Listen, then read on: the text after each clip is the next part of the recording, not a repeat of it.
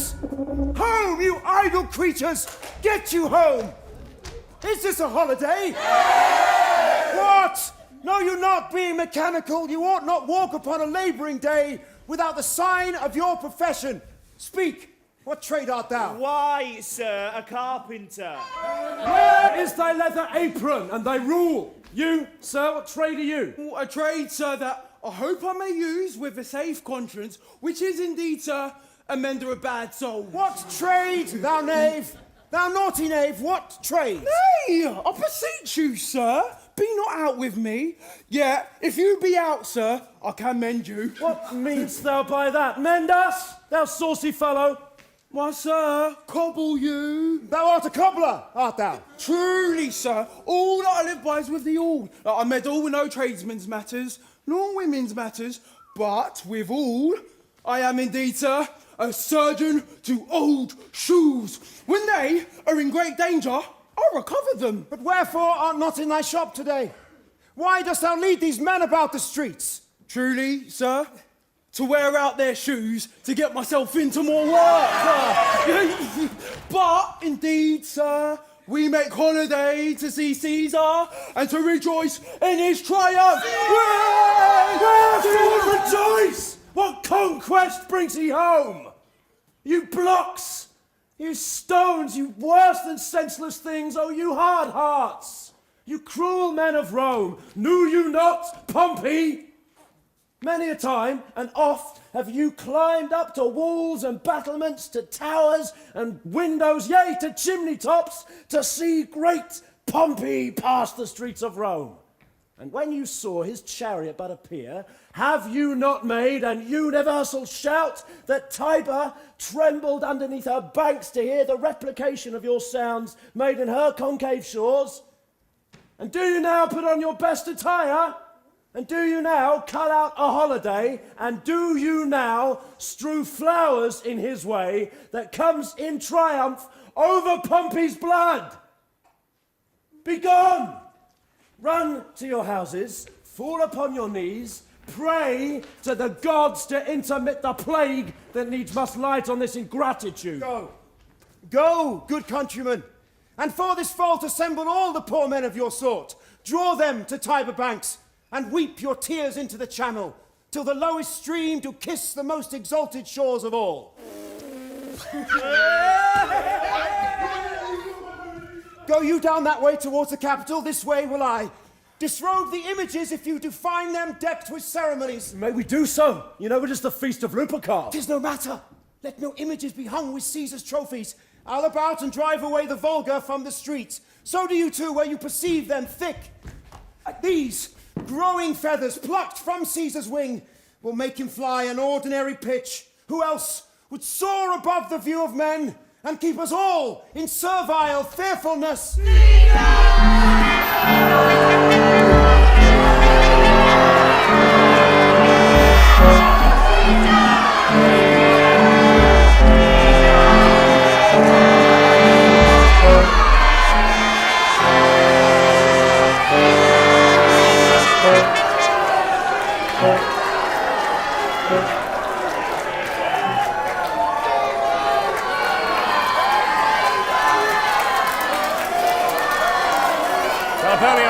He's home! Caesar speaks!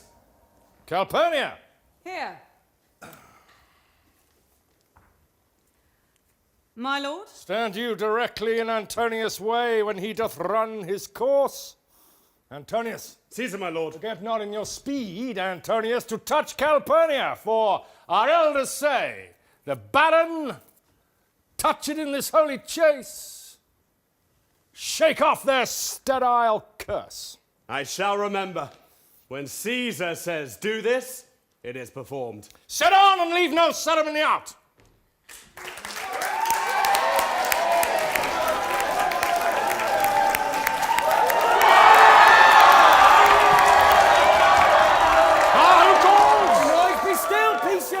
Who is it in the press that calls on me? I hear a tongue shriller than all the music cries. Caesar, speak. Caesar is turned to hear. Beware the Ides of March!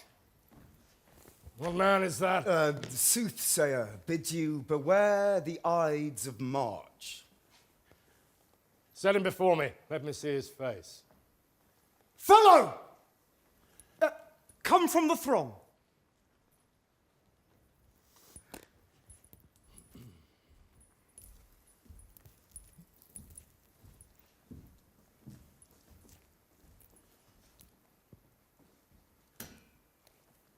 Look upon Caesar.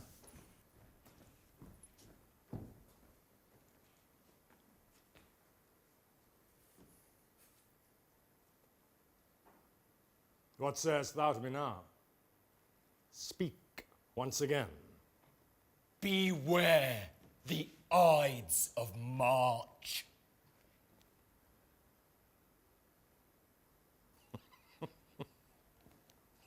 He is a dreamer. Let us leave him. Pass!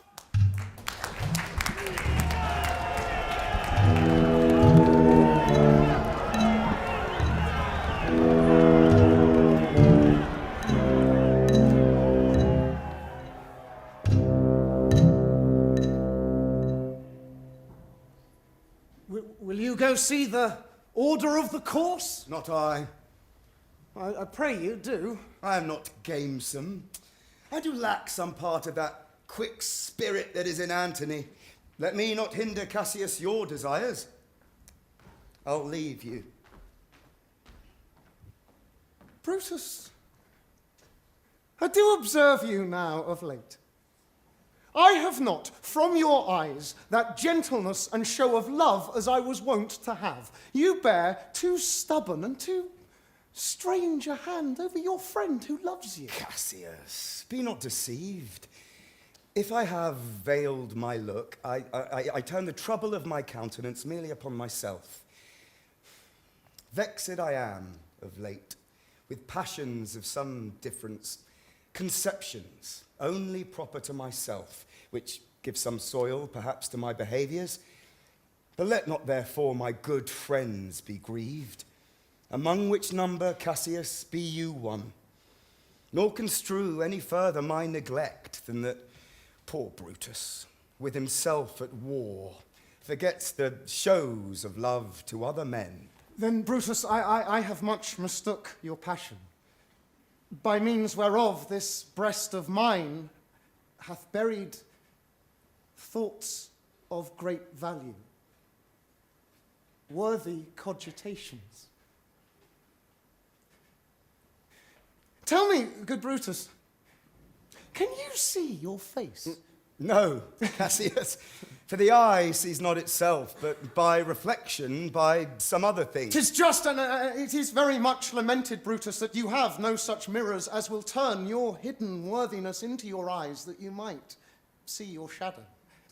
I have heard where many of the best respect in Rome, except immortal Caesar, speaking of Brutus and groaning underneath this age's yoke, have wished that noble Brutus had his eyes. And to what dangers would you lead me, Cassius, that you would have me seek into myself for that which is not in me? Therefore, good Brutus, be prepared to hear.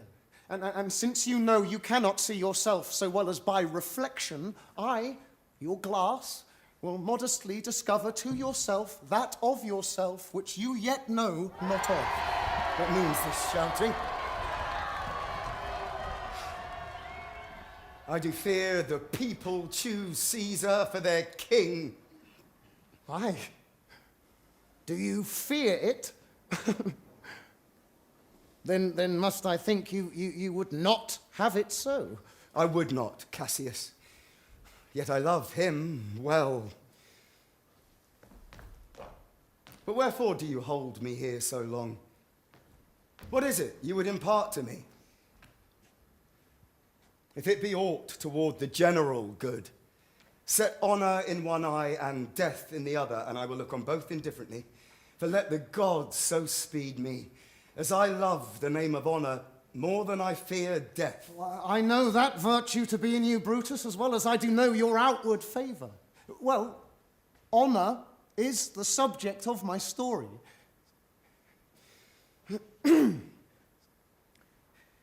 I cannot tell what you and other men think of this life, But for my single self, I had as lief not be, as live to be in awe of such a thing as I myself. I was born free as Caesar. So were you. We both have fed as well. We can both endure the winter's cold as well as he. For once, upon a raw and gusty day, the troubled Tiber chafing with her shores, Caesar said to me, "Darest thou, Cassius, now leap in with me into this angry flood and swim to yonder point?" Well, upon the word, accoutred as I was, I plunged in and bade him follow, so indeed he did. The torrents roared, and we did buffet it with lusty sinews, throwing it aside and stemming it with hearts of controversy. But ere we could arrive the point proposed, Caesar cried, "Help me, Cassius, or I sink."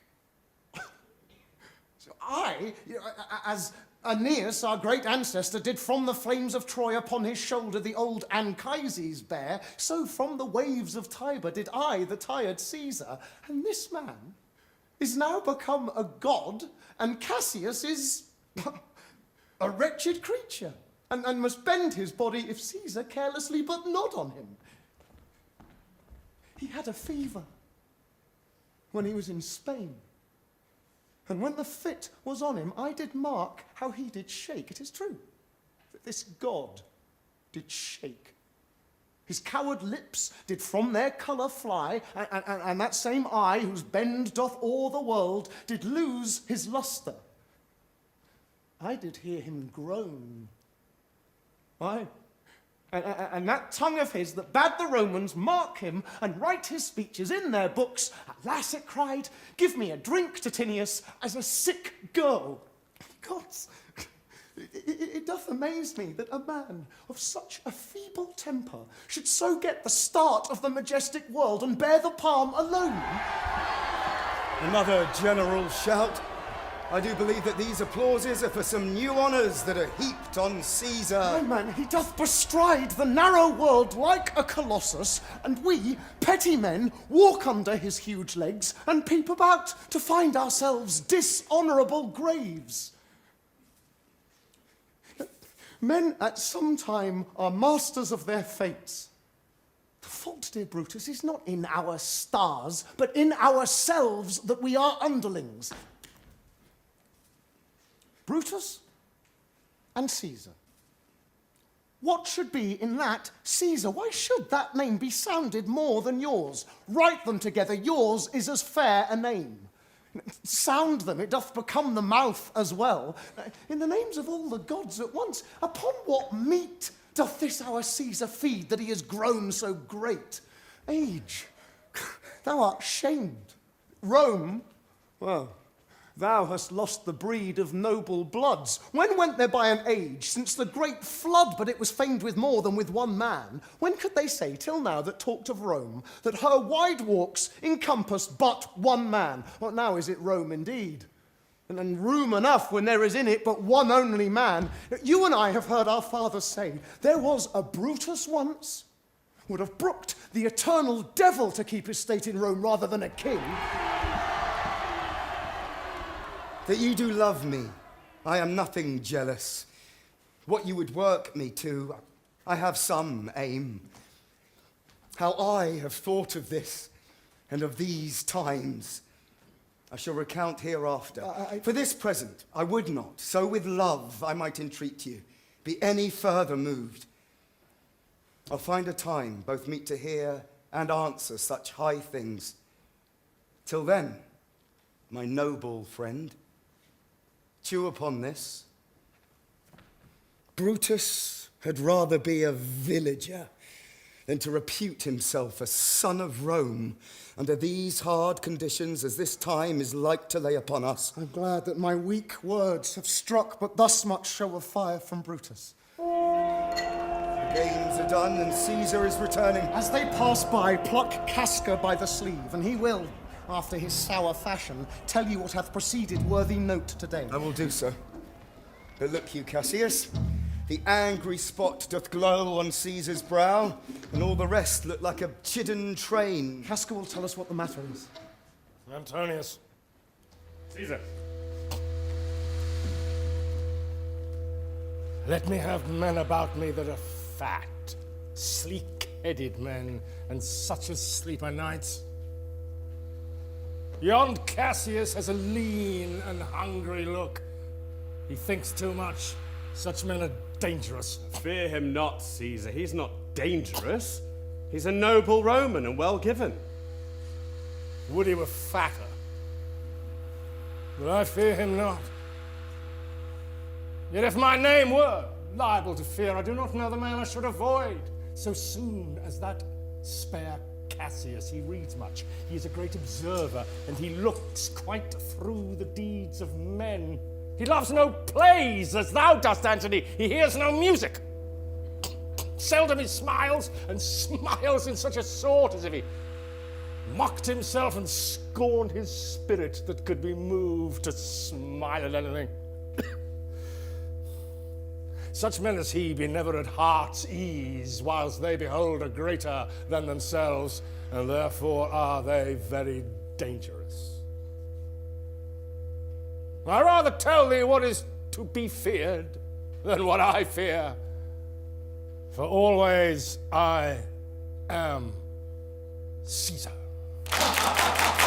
Come on my right hand, for this ear is deaf, and tell me truly what thou thinkst of him.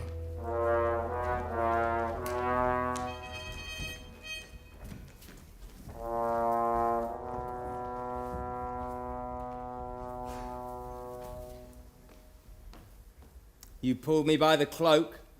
Would you speak with me? Aye, Casca. Tell us what hath chanced today that Caesar looks so sad.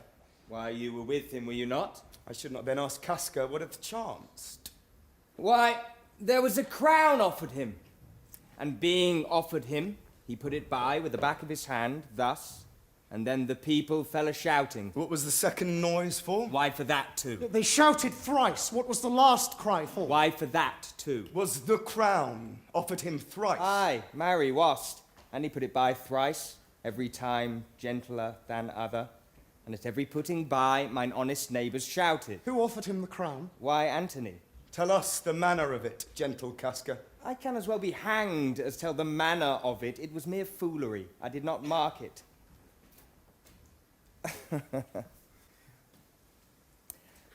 I saw Mark Antony offer him a crown, yet 'twas not a crown, neither 'twas one of these coronets. And, as I told you, he put it by once, but for all that, to my thinking, he would fain have had it. Then he offered it to him again, then he put it by again, and to my thinking, he was very loath to lay his fingers off it. Then he offered it the third time, he put it the third time by, and still as he refused it, the rabblement hooted and clapped their chopped hands and threw up their sweaty nightcaps and uttered such a deal of stinking breath because Caesar refused the crown that it had almost choked Caesar, for he swooned and fell down at it. But for mine own part, I durst not laugh for fear of opening my lips and receiving the bad air. Nay, but soft, I pray you, what?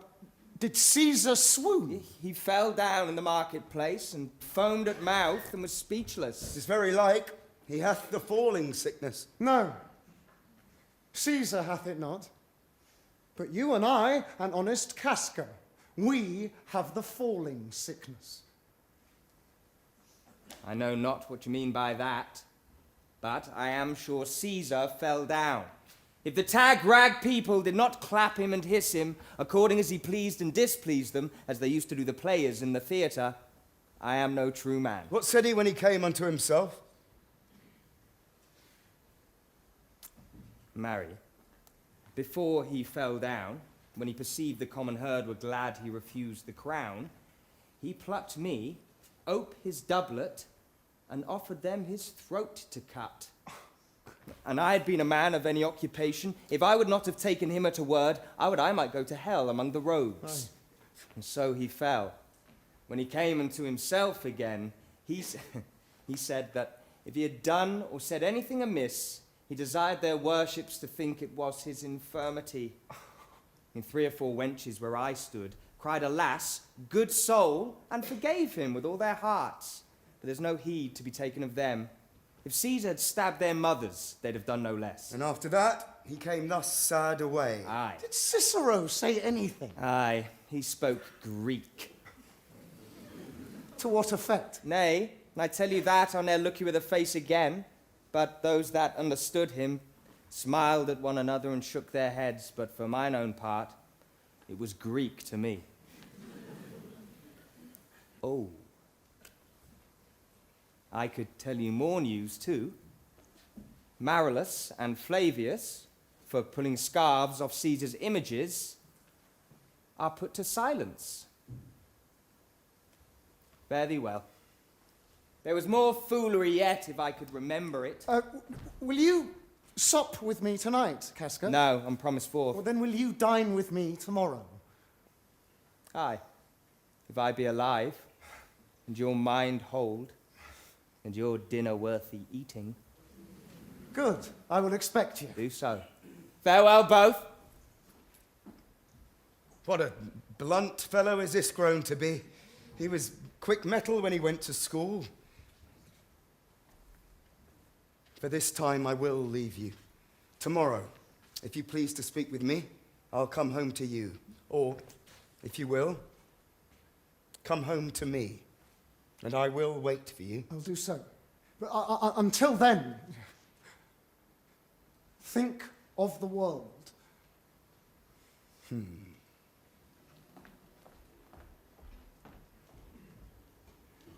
Well, Brutus, thou art noble. Yet, I see thy honourable metal may be wrought from that it is disposed. Therefore it is meet that noble minds keep ever with their likes. For who is so firm that cannot be seduced? Caesar doth bear me hard, but he loves Brutus. If I were Brutus now and he were Cassius, he should not humour me. I will, this night, in several hands, in at his windows throw, as if they came from several citizens, writings, all tending to the great opinion that Rome holds of his name, wherein, obscurely, Caesar's ambition shall be glanced at. And after this, let Caesar seat him sure, for we will shake him, or worse days endure.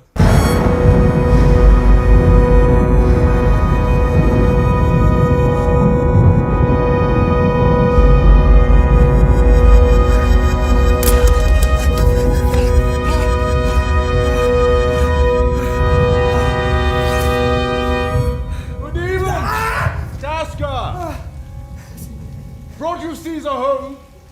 Why are you breathless? And why stay you, sir? Are not you moved when all the sway of earth shakes like a thing unfirm? Ah, Cicero, I have seen tempests when the scolding winds have rived the knotty oaks, and I've seen the ambitious ocean swell and rage and foam to be exalted with the threatening clouds, but never till tonight, never till now, did I go through a tempest dropping fire! Why? Saw you anything more wonderful? A common slave, you know him well by sight, held up his left hand, which did flame and burn like 20 torches joined, and yet his hand, not sensible of fire, remained unscorched. Besides, I had not since put up my sword. Against the Capitol, I met a lion! It glared upon me and went surly by without annoying me. And there were drawn upon a heap 100 ghastly women, transformed with their fear, who swore they saw men, all in fire, walking up and down the streets! I mean, when these prodigies do so conjointly meet, let not men say, these are their reasons. Yes, they are natural, for I believe they are portentous things unto the climate that they point upon. Indeed. It is a strange disposed time, but men may construe things after their fashion, clean from the purpose of the things themselves. Comes Caesar to the capital tomorrow? Oh, he doth. For he did bid Antonius send word to you he would be there tomorrow. Well, good night then, Casca. This disturbed sky is not to walk in. Farewell, Cicero.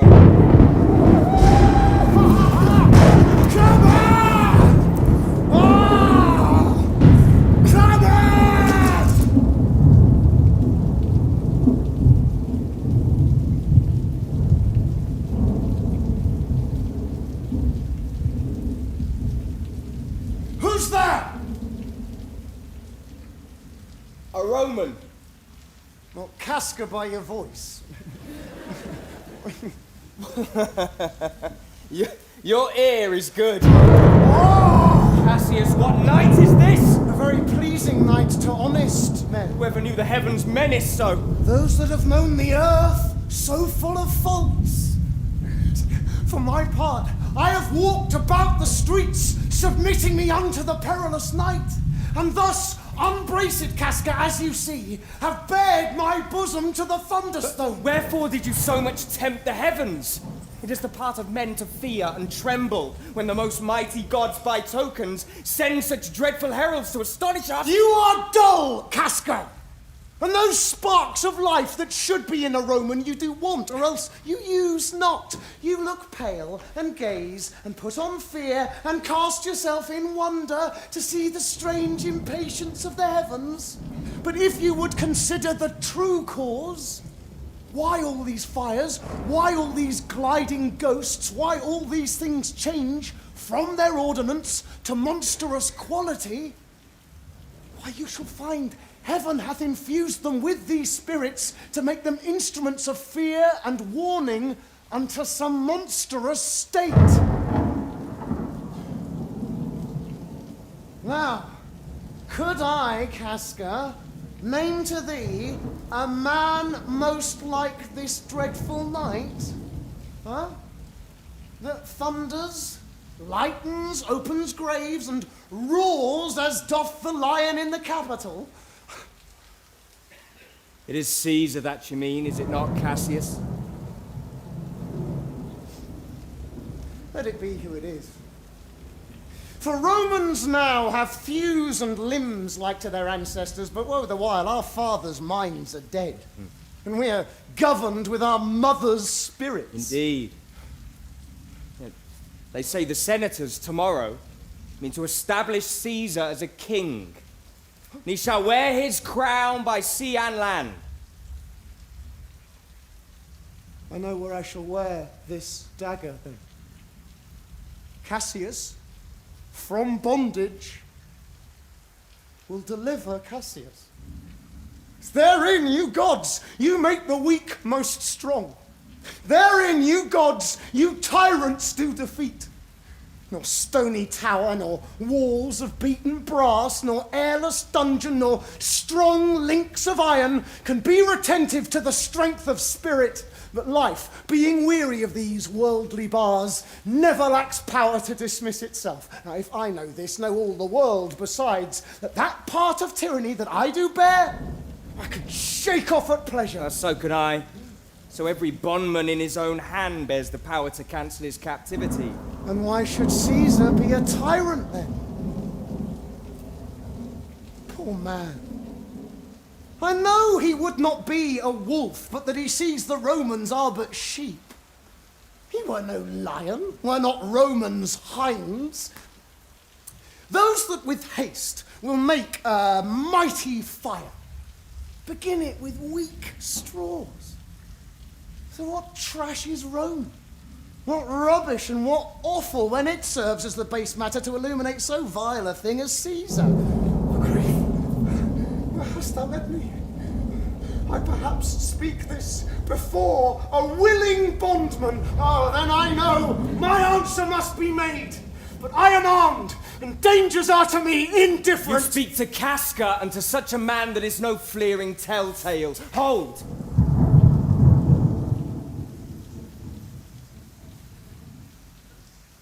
My hand.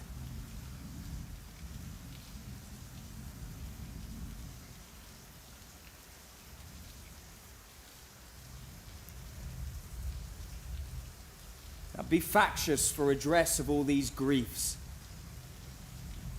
And I shall set this foot of mine as far as who goes farthest. There's a bargain made.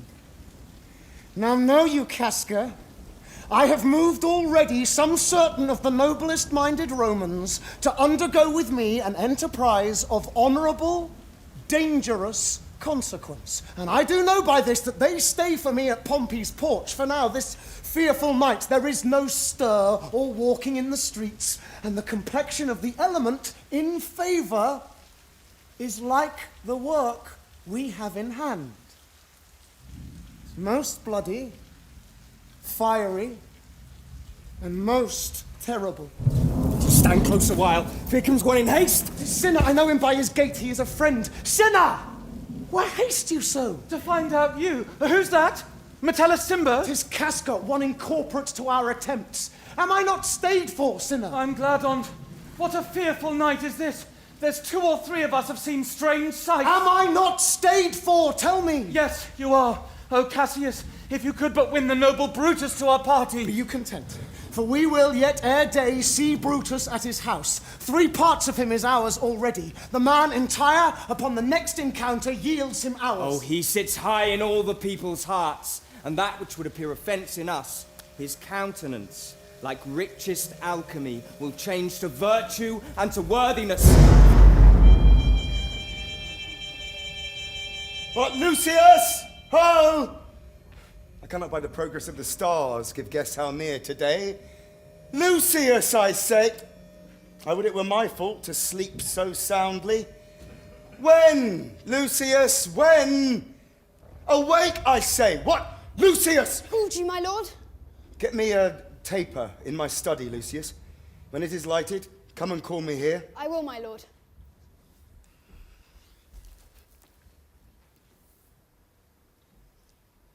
It must be by his death. And for my part, I know no personal cause to spurn at him, but for the general, he would be crowned. How that might change his nature, there's the question. It is the bright day that brings forth the adder, and that craves wary walking. Crown him that, and then I grant we put a sting in him that at his will he may do danger with. The abuse of greatness is when it disjoins remorse from power. And to speak truth of Caesar, I have not known when his affection swayed more than his reason, but 'tis a common proof that lowliness is young ambition's ladder, where to the climber upward turns his face. But when he once attains the utmost round, he then unto the ladder turns his back, looks in the clouds, scorning the base degrees by which he did ascend. So Caesar may, then lest he may, prevent. And since the quarrel will bear no colour for the thing he is, fashion it thus, that what he is, augmented, would run to these and these extremities, and therefore think him as a serpent's egg, which hatched would, as his kind, grow mischievous, and kill him in the shell. The taper burneth in your closet, sir. Searching the window for a flint, I found this paper, thus sealed up, and I am sure it did not lie there when I went to bed. Get thee to bed again. It is not day. Is not tomorrow, boy, the Ides of March? I know not, sir. Look in the calendar and bring me word. I will, sir.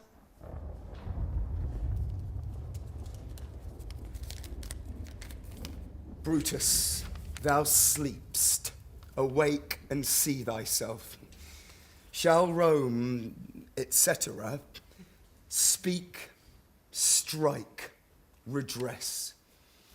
Brutus, thou sleepst. Awake. Such instigations have been often dropped where I have took them up. Shall Rome, etc. Thus must I piece it out.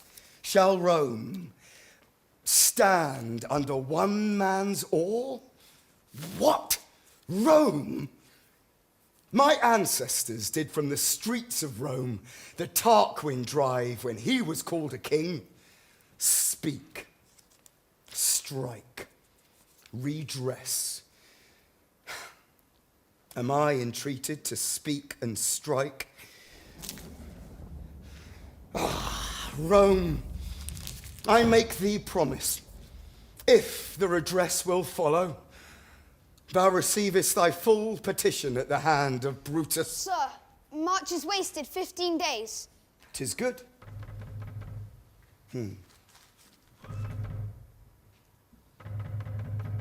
Go to the gate, somebody knocks. Since Cassius first did wet me against Caesar, I have not slept. Between the acting of a dreadful thing and the first motion, all the interim is like a phantasma or a hideous dream. The genius and the mortal instruments are then in council, and the state of man, like to a little kingdom, suffers then the nature of an insurrection. Sir, 'tis your brother Cassius at the door who doth desire to see you. Is he alone? No, sir, there are more with him. Do you know them? No, sir, their hoods are plucked about their ears, and half their faces buried in their cloaks. Let him enter. They are the faction. Conspiracy. Shames thou to show thy dangerous brow by night when evils are most free? Why then by day, where wilt thou find a cavern dark enough to hide thy monstrous visage? I think we are too bold upon your rest. Good morrow, Brutus. Do we trouble you? I've been up this hour, awake all night. Know I these men that come along with you? Yes, every man of them, and no man here but honours you, and every one doth wish you had but that opinion of yourself which every noble Roman bears of you. This is Trebonius. He is welcome hither. This Decius Brutus. He is welcome too. This Casca, this Cinna, and this Metellus Cimber. They are all welcome. What watchful cares to interpose themselves betwixt your eyes and night? Shall we entreat a word? Here lies the east. Doth not the day break here? No. Oh, pardon, sir, it doth. And yon grey lines that fret the clouds are messengers of day. You shall confess that you are both deceived. Here as I point my sword, the sun arises.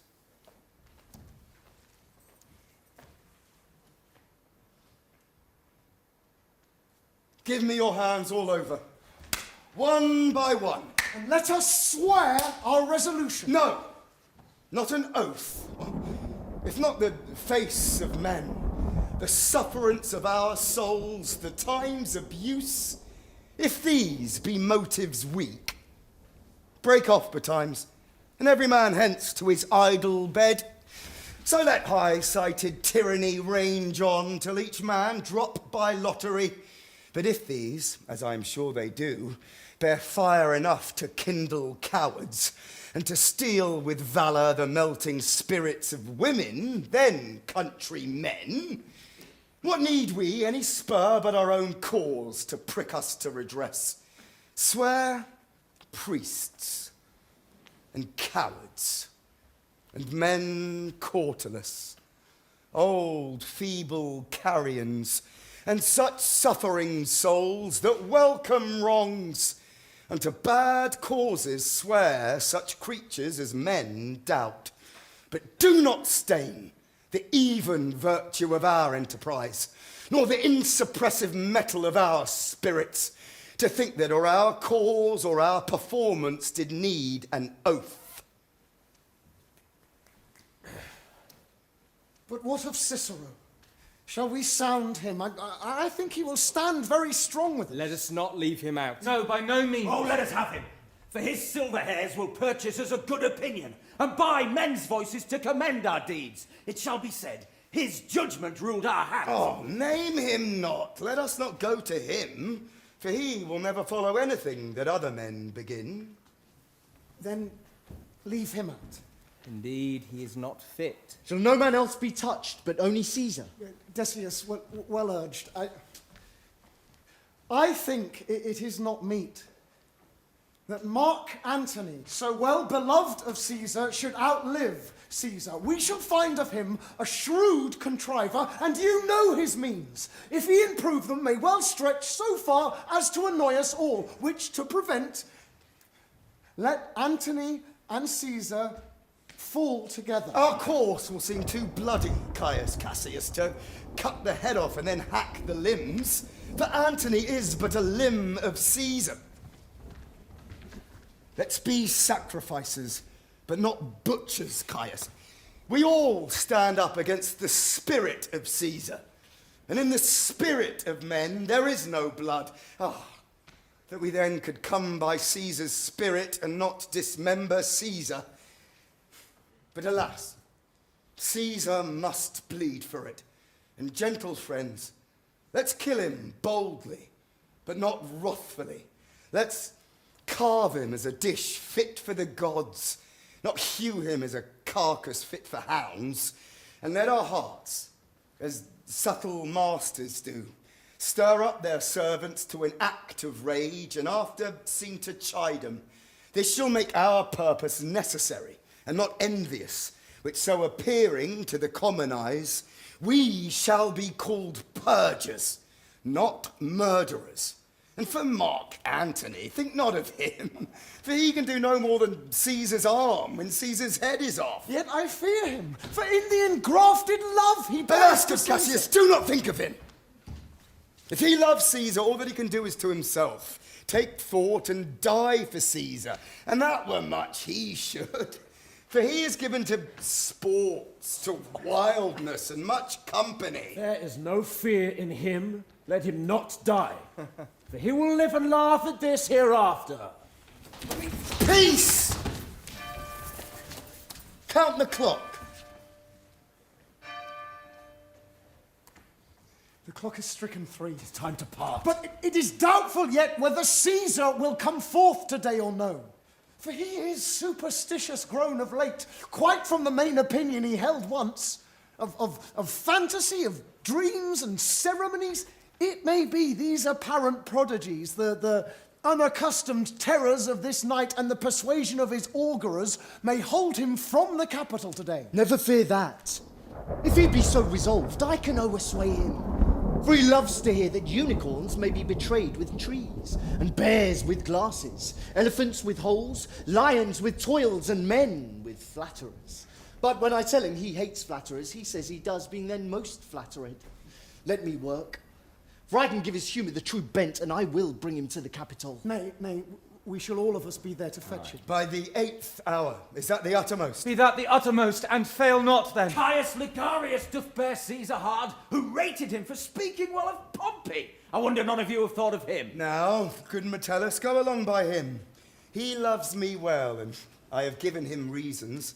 Send him but hither, and I'll fashion him. The morning comes upon us. We'll leave you, Brutus. And friends, disperse yourselves. But all remember what you have said, and show yourselves true Romans. Good gentlemen, look fresh and merrily. Let not our looks put on our purposes. And so, good morrow to you, every one.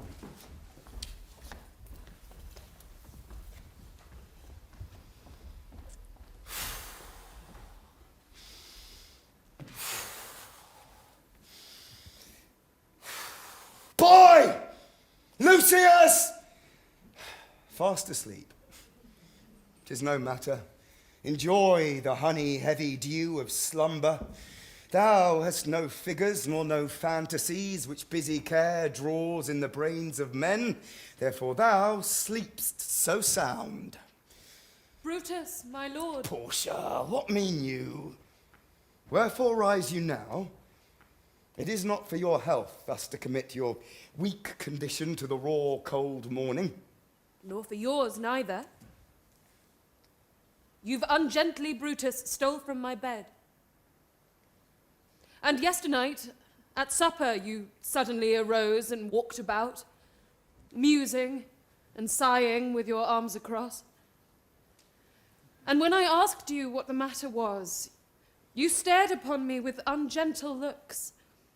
I urged you further, then you scratched your head, and too impatiently stamped with your foot.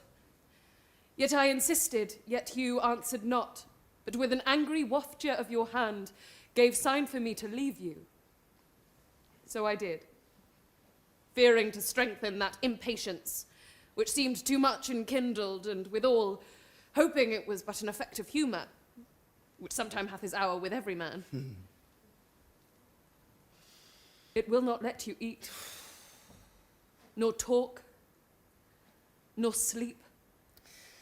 And could it work so much upon your shape, as it hath much prevailed on your condition, I should not know you, Brutus. Dear my lord, make me acquainted with your cause of grief. I am not well in health, and that is all. Brutus is wise, and were he not in health, he would embrace the means to come by it. Why, so I do. Good Portia, go to bed. Is Brutus sick? And is it physical to walk unbraced and suck up the humours of the dank morning? What? Is Brutus sick? And will he steal out of his wholesome bed to dare the vile contagion of the night, and tempt the roomy and unpurged air to add unto his sickness? No, my Brutus, you have some sick offence within your mind, which, by the right and virtue of my place, I ought to know of. And upon my knees, I charm thee, by my once commended beauty, by all your vows of love, and that great vow which did incorporate and make us one, that you unfold to me yourself, your hearth, why you are heavy, and what men tonight have had resort to you. For here have been some 6 or 7 who did hide their faces even from darkness. Kneel not, gentle Portia. I should not need if you were gentle, Brutus. Within the bond of marriage, tell me, Brutus, is it accepted I should know no secrets that appertain to you? Am I yourself, but as it were in sort or limitation? To keep with you at meals, comfort your bed, and talk to you sometimes? Dwell I but in the suburbs of your good pleasure? If it be no more, Portia is Brutus' harlot, not his wife. You are my true and honourable wife. As dear to me as are the ruddy drops that visit my sad heart. If this were true, then should I know this secret? I grant I am a woman, but withal a woman that Lord Brutus took to wife. I grant I am a woman, but withal a woman well reputed, Cato's daughter. Think you, I am no stronger than my sex, being so fathered and so husbanded? Tell me your counsels. I will not disclose them.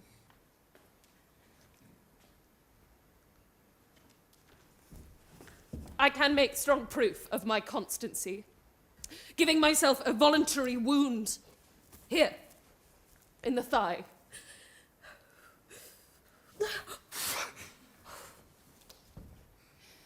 Can I bear that with patience, and not my husband's secrets? Oh, ye gods!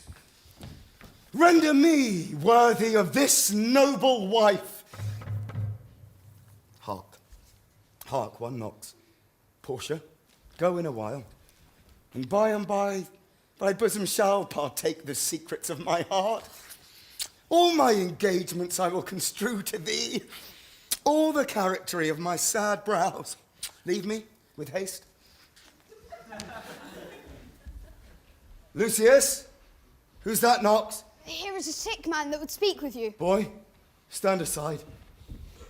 Caius Ligarius, how? Vouchsafe good morrow from a feeble tongue. What a time have you chose out, brave Caius, to wear a kerchief. Would you were not sick? I am not sick. If Brutus have in hand any exploit worthy the name of honor... Such an exploit have I in hand, Ligarius. Had you a healthful ear to hear of it. By all the gods that Romans bow before, I here discard my sickness. Soul of Rome, brave son derived from honourable loins, thou, like an exorcist, hast conjured up my mortified spirit. Now bid me run, and I will strive with things impossible. Yea, get the better of them. What's to do? A piece of work that'll make sick men whole. But are not some whole that we must make sick?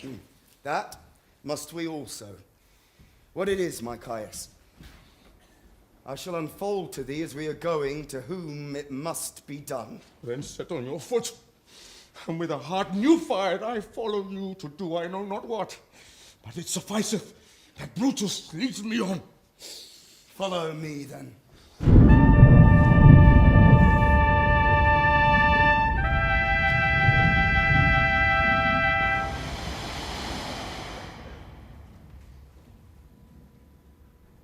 Nor heaven nor earth have been at peace tonight. Thrice hath Calpurnia in her sleep cried out, "Help, ho! They murder Caesar."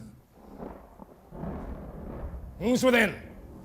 My lord? Go bid the priests do present sacrifice and bring me their opinions of success. I will, my lord.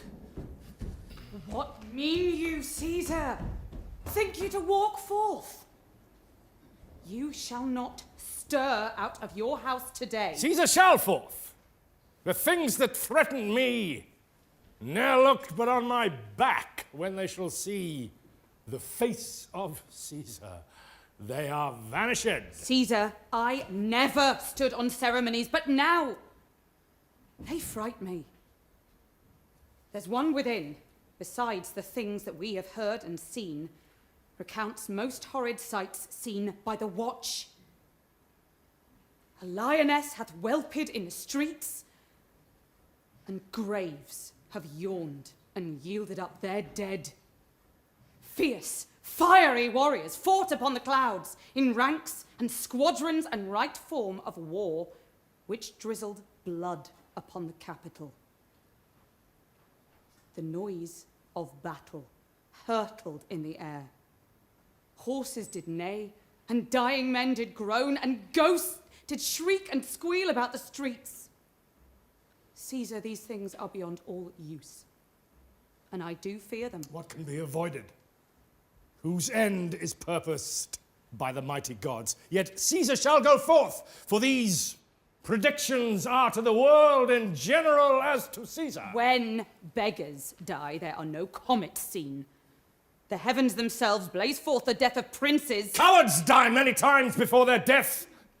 The valiant never taste of death, but once of all the wonders that I yet have heard. It seems to me most strange that men should fear, seeing that death, a necessary end, will come when it will come. What say the augurers? They would not have you to stir forth today.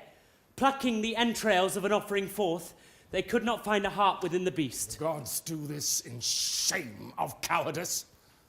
Caesar should be a beast without a heart if he should stay at home today for fear. No! Caesar will not! Danger knows full well that Caesar is more dangerous than he...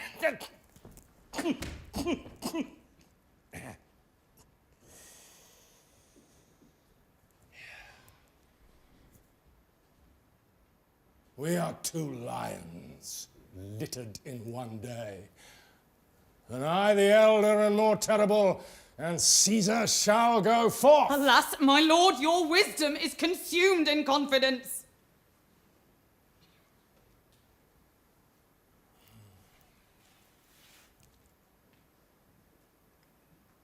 Do not go forth today. Call it my fear that keeps you in the house and not your own. We will send Mark Antony to the Senate House, and he shall say you are not well today. Let me upon my knee prevail in this. Mark Antony shall say I am not well, and for thy humour I will stay at home. And here's Decius Brutus. Caesar. So tell them so. All hail. Good morrow, worthy Caesar. I come to fetch you to the Senate House. You are come in very happy time to bear my greeting to the senators and tell them that I will not come today. Cannot is false, and that I dare not. Falser. I will not come today. Tell them so, Decius. Say he is sick. Shall Caesar send a lie? Have I in conquest stretched mine arm so far to be afeard to tell greybeards the truth? Decius, go tell them Caesar will not come. Most mighty Caesar, let me know some cause, lest I be laughed at when I tell them so.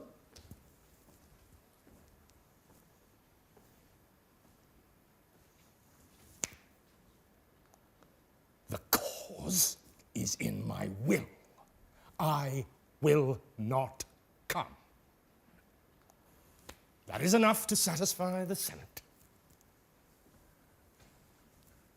But for your private satisfaction, because I love you, I will let you know. Calpurnia here, my wife, stays me at home. She dreamt tonight she saw my statue, which like a fountain with 100 spouts did run pure blood, and many lusty Romans came smiling and did bathe their hands in it, and these does she apply for warnings and portents and evils imminent, and on her knee have begged that I should stay at home today.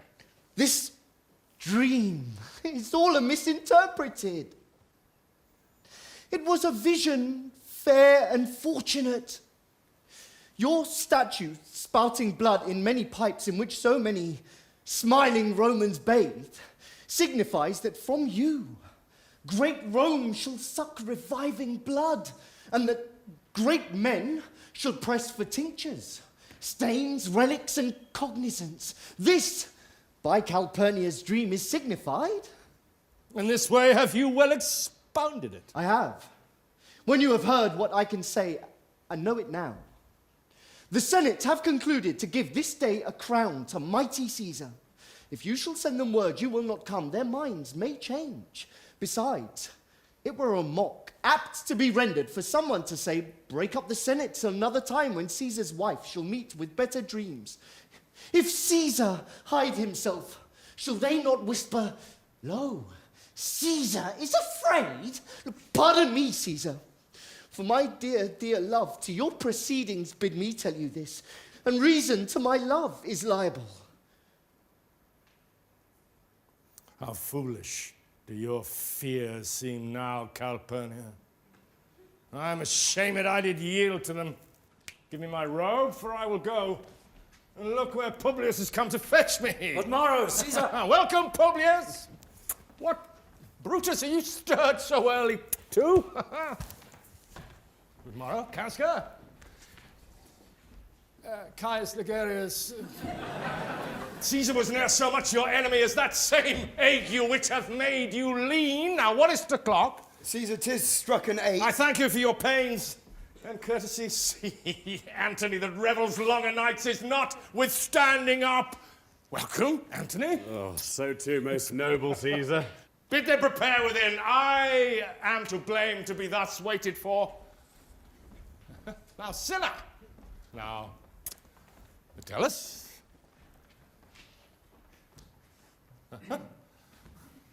Well, Trebonius, I have an hour's talking through for you.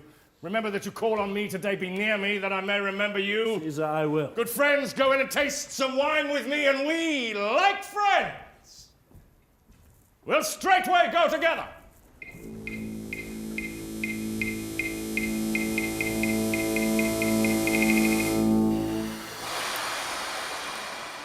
Caesar, beware of Brutus. Take heed of Cassius. Come not near Casca. Have nigh to Cinna.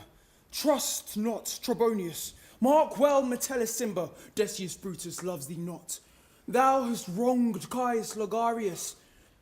There is but one mind in all these men, and it is bent against Caesar. If thou beest not mortal, look about you. Security gives way to conspiracy. The mighty gods defend thee, thy lover, Artemidorus. Here will I stand till Caesar pass along, and as a suitor will I give him this. My heart laments that virtue cannot live out of the teeth of emulation. If thou read this, O Caesar, thou mayst live. If not, the fates with traitors do contrive. Prithee, boy, run to the Senate house. Stay not to answer me, but get thee gone. Why dost thou stay? To know my errand, madam. I would have had thee there and here again, ere I can tell thee what thou shouldst do there. Oh, constancy be strong upon my side. Set a huge mountain between my heart and tongue. I have a man's mind, but a woman's might. How hard it is for women to keep counsel. Art thou here yet? Madam, what should I do? Run to the capital and nothing else, and so return to you and nothing else? Yes. Bring me word, boy, if thy lord look well, for he went sickly forth. And take good note what Caesar doth, what suitors press to him. Hark, boy, what noise is that? I hear none, madam. Prithee, listen well. I heard a bustling rumour like a fray, and the wind brings it from the capital. Sooth, madam, I hear nothing. Come hither, fellow. Which way hast thou been? At mine own house, good lady. What is the clock? About the 9th hour, lady. Is Caesar yet gone to the capital? Madam, not yet. I go to take my stand to see him pass on to the capital. Thou hast some suit to Caesar, hast thou not? That I have, lady. If it will please Caesar to be so good to Caesar as to hear me, I shall beseech him to befriend himself. Why? Knowest thou any harms intended towards him? None that I know will be. Much that I fear may chance. Good morrow to you. Here the street is narrow. The throng that follows Caesar at the heels of senators, praetors, common suitors will crowd a feeble man almost to death. I'll get me to a place more void, and there speak to great Caesar as he comes along.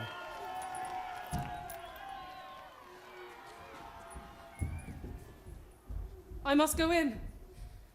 Ay me, how weak a thing the heart of woman is. Oh, Brutus, the heavens speed thee in thine enterprise. Sure the boy heard me. Brutus hath a suit that Caesar will not grant. Oh, I grow faint.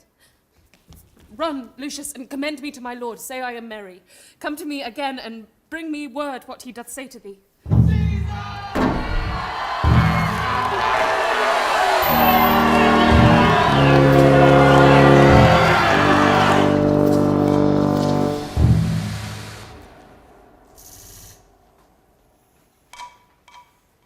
The Ides of March are come. Aye, Caesar, but not gone. Hail Caesar!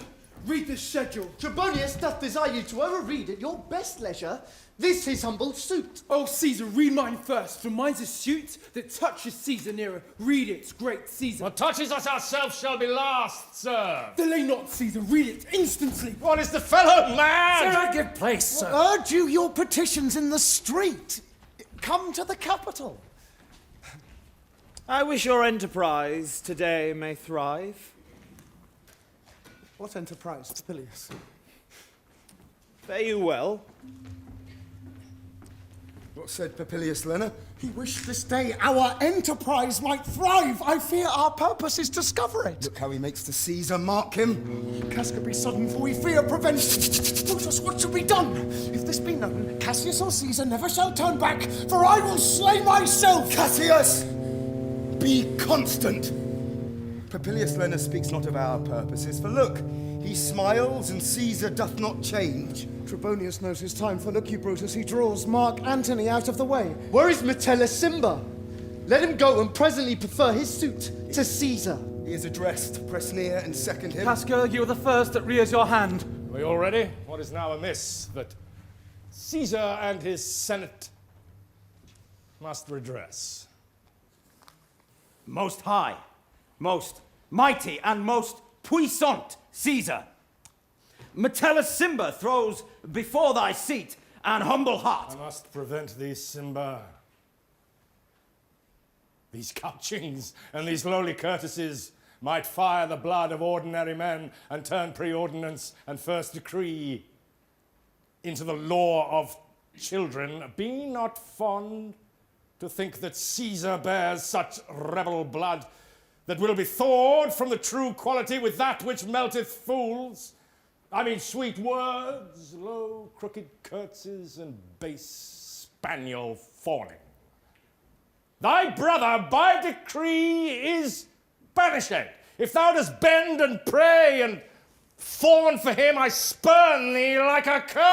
Out of my way. No! Caesar doth not wrong. No, without cause will he be satisfied. Is there no voice more worthy than mine own to sound more sweetly in great Caesar's ear for the repealing of my banished brother? I kiss thy hand. But not in flattery, Caesar, desiring thee that Publius Simba may have an immediate freedom of repeal. What? Brutus? Pardon, Caesar. Caesar, pardon. As low as to thy foot doth Cassius fall to beg enfranchisement for Publius Simba. I could well be moved if I were as you. If I could pray to move, prayers would move me. But I am constant as the northern star, of whose true fixed and resting quality there is no fellow in the firmament. The skies are painted with unnumbered sparks. They are all fire, and every one doth shine. But there's but one in all doth hold his place. So in the world, 'tis furnished well with men, and men of flesh and blood, and apprehensive, yet in the number I do know but one that unassailable holds on his rank, unshaked of motion, and that I am he. Let me a little show it, even in this, that I was constant. Simba should be banished, and constant to remain, to keep him so. Oh, Caesar! Hence wilt thou lift up Olympus? Great Caesar! Doth not Brutus bootless kneel? Speak, hands, for me!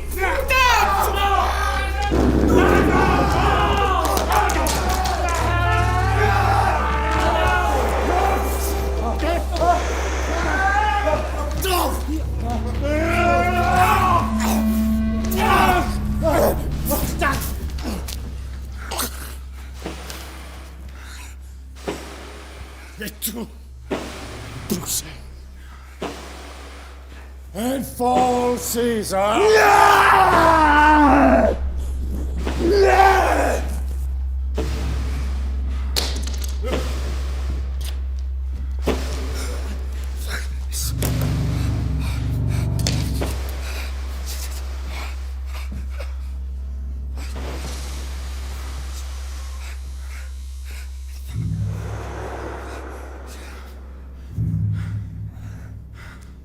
Liberty! Freedom! Tyranny is dead! Run hence! Proclaim! Cry about the streets! Summon to the common pulpits and cry out liberty, freedom, and enfranchisement! People and senators, be not affrighted. Fly not, stand still. Ambition's debt is paid. Go to the pulpit, Brutus. And Cassius too! Where's Publius? Here, quite confounded with this mutiny. Stand fast together, lest some friend of Caesar... Talk not of standing!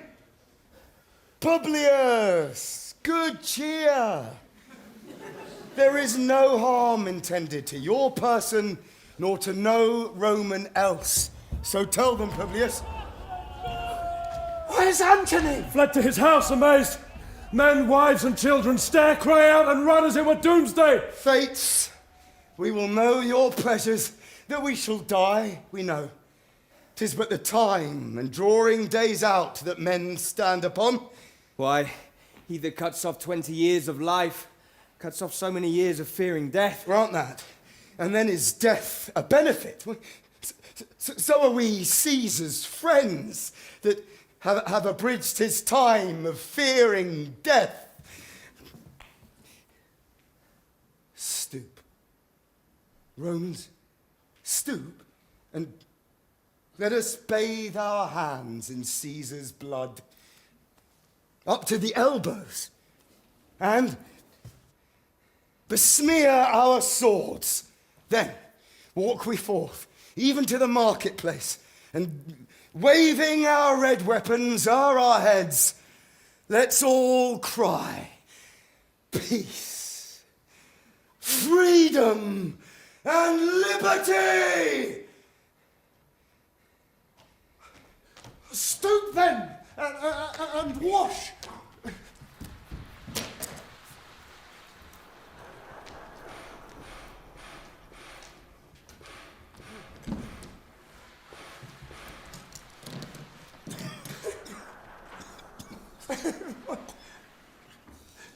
How many ages hence shall this, our lofty scene, be acted over? In states unborn and accents yet unknown? How many times shall Caesar bleed in sport that now lies here no worthier than the dust? As oft as that shall be, so often shall the not of us be called. The men that gave his country liberty. What shall we forth? Aye, every man away. Brutus shall lead, and we will grace his heels with the most boldest and the best hearts of Rome. Soft, who comes here? A friend of Antony. Thus, Brutus did my master bid me kneel. Thus did Mark Antony bid me fall down, and being prostrate, thus he bade me say. Brutus is noble, wise, valiant, and honest. Caesar was mighty, bold, royal, and loving. Say, I love Brutus and I honour him. Say, I feared Caesar, honoured him and loved him.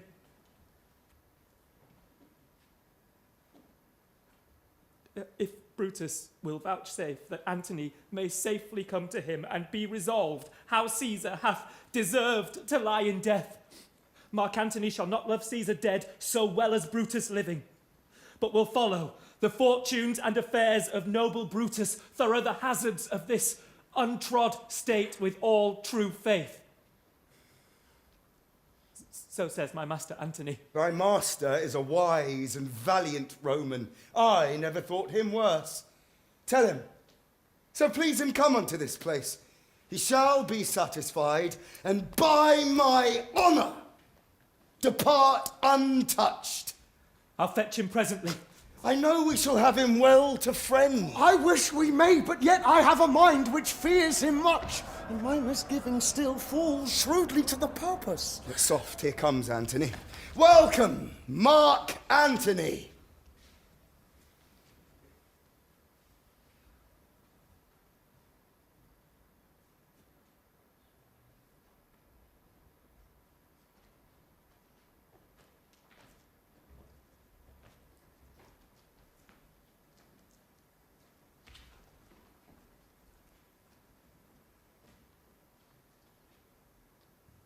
O mighty Caesar, dost thou lie so low?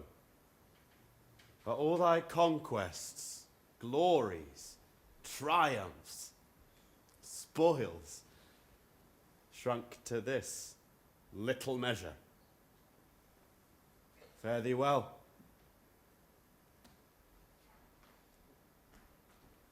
I know not, gentlemen, what you intend. Who else must be let blood? Who else is rank? If I myself, there is no hour so fit as Caesar's death's hour, nor no instrument of half that worth than those, your swords, made rich with the most noble blood of all this world. I do beseech you, if you bear me hard, now, whilst your purpled hands do reek and smoke, fulfill your pleasure.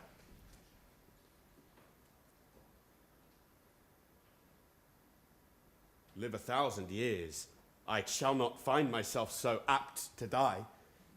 No place shall please me so, no mean of death as here, by Caesar and by you. Cut off the choice and master spirits of this age. Oh, Antony, beg not your death of us, though now we must appear bloody and cruel, as by our hands and this our present act, you see we do. But see you but our hands, And this, the bleeding business they have done, our hearts you see not. They are pitiful, and pity to the general wrong of Rome hath done this deed on Caesar. For your part, to you, our swords have leaden points, Mark Antony, our arms in strength of malice, and our hearts of brother's temper, do receive you in with all kind love, good thoughts, and reverence.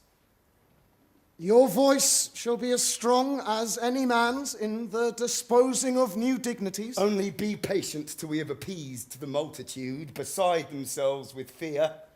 Then we will deliver you the cause. Why I, that did love Caesar when I struck him, have thus proceeded. I doubt not of your wisdom. Let each man render me his bloody hand. First, Marcus Brutus, will I shake with you. Next, Caius Cassius, do I take your hand?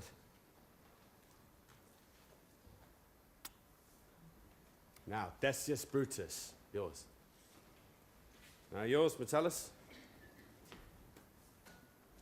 Yours, Cinna. And my valiant Casca, yours.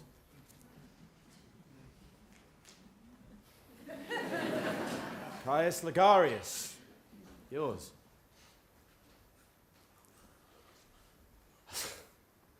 Though last, not least in love, yours, good Trebonius. Gentlemen all,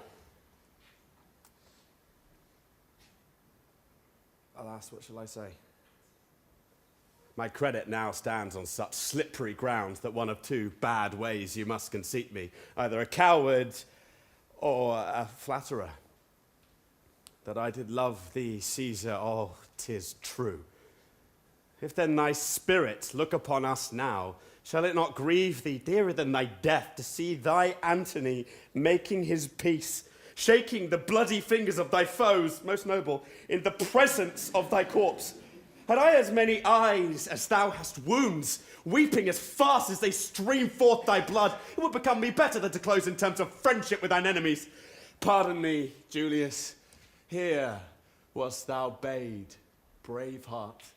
Here didst thou fall, and here thy hunters stand, signed in thy spoil and crimsoned in thy lethe. Mark Antony! Pardon me, Caius Cassius.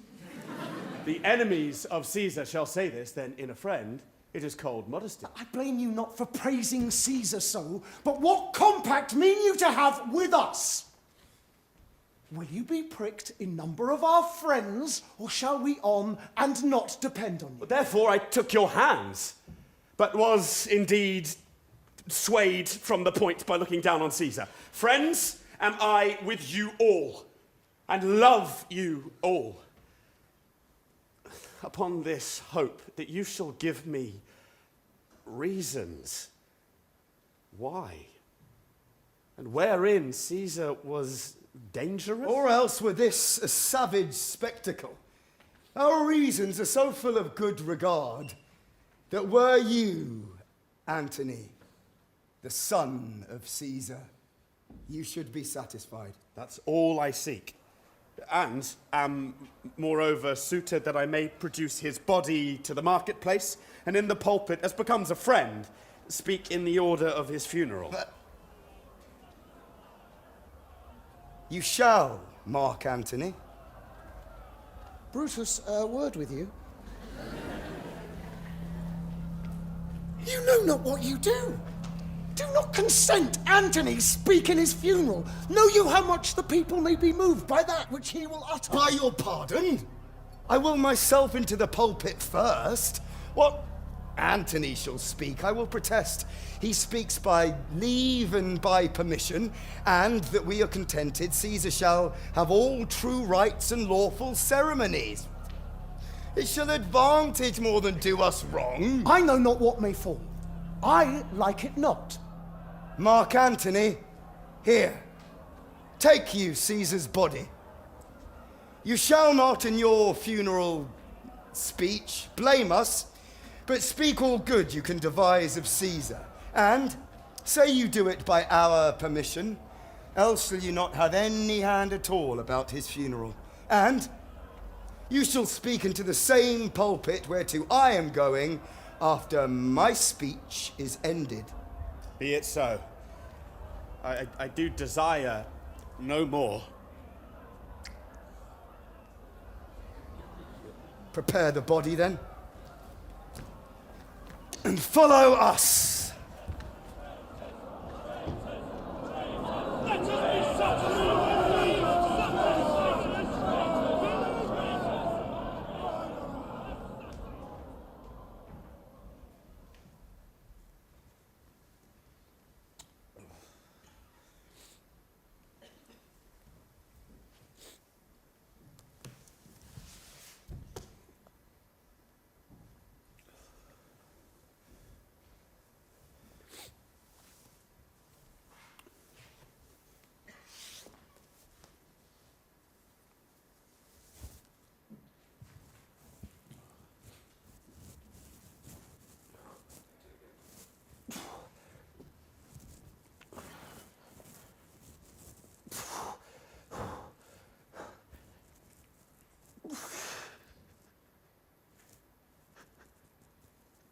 Oh,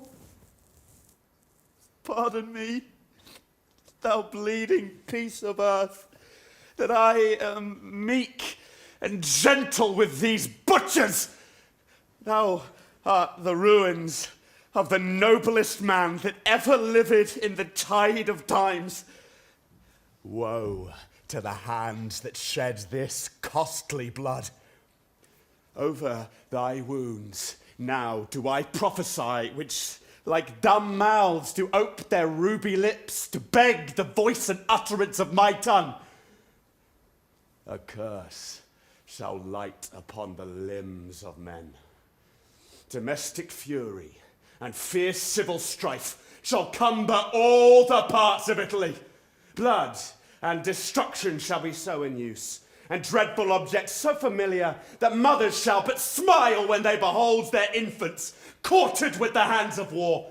All pity choked with custom of fell deeds, and Caesar's spirit, ranging for revenge, with Arte by his side come hot from hell, shall in these confines, with a monarch's voice, cry havoc, and let slip the dogs of war, that this foul deed shall smell above the earth with carrion men groaning for burial. You serve Octavius Caesar, do you not? I do, Mark Antony. Caesar did right for him to come to Rome. He did receive his letters and is coming, and bid me say to you by word of mouth, oh, Caesar.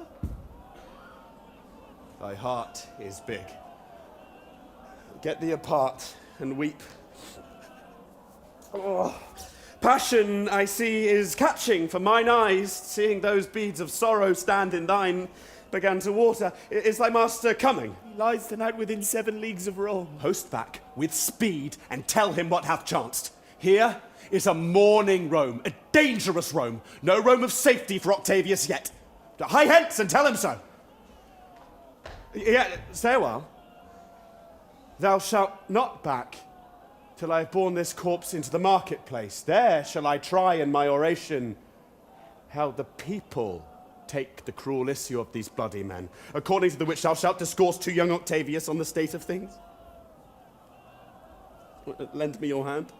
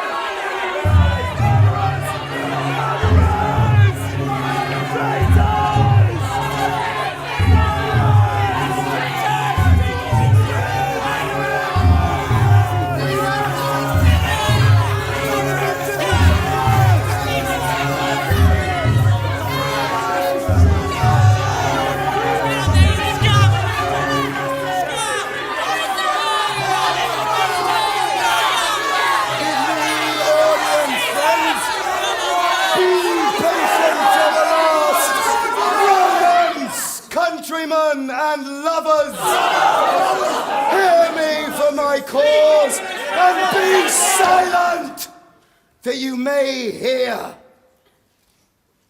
Believe me for mine honour, and have respect to mine honour, that you may believe. Censure me in your wisdom, and awake your senses, that you may the better judge. If there be any in this assembly, any dear friend of Caesar's, to him I say that Brutus' love for Caesar was no less than his. If then that friend demand why Brutus rose against Caesar, this is my answer. Not that I loved Caesar less, but that I loved Rome more. Had you rather Caesar were living and die all slaves, than that Caesar were dead to live all free men?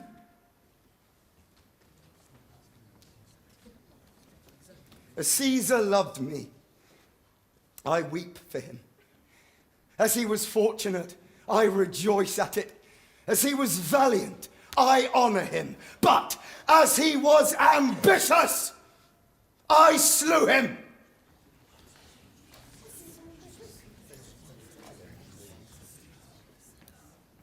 There's tears for his love, joy for his fortune, honour for his valour, and death for his ambition. Who is here so base that would be a bondman? If any, speak. For him have I offended. Who is here so rude that would not be a Roman? If any, speak. For him have I offended. Who is here so vile that will not love his country? If any, speak. For him have I offended. I pause for a reply. None, Brutus! None! None have I offended. I have done no more to Caesar than you shall do to Brutus. The question of his death is enrolled in the Capitol. His glory not extenuated wherein he was worthy, nor his offences enforced for which he suffered death. Here comes his body, mourned by Mark Antony, who, though he had no hand in Caesar's death, shall receive the benefit of his dying, a place in the commonwealth, as which of you shall not? With this I depart, as I slew my best lover for the good of Rome. I have the same dagger for myself when it shall please my country to need my death.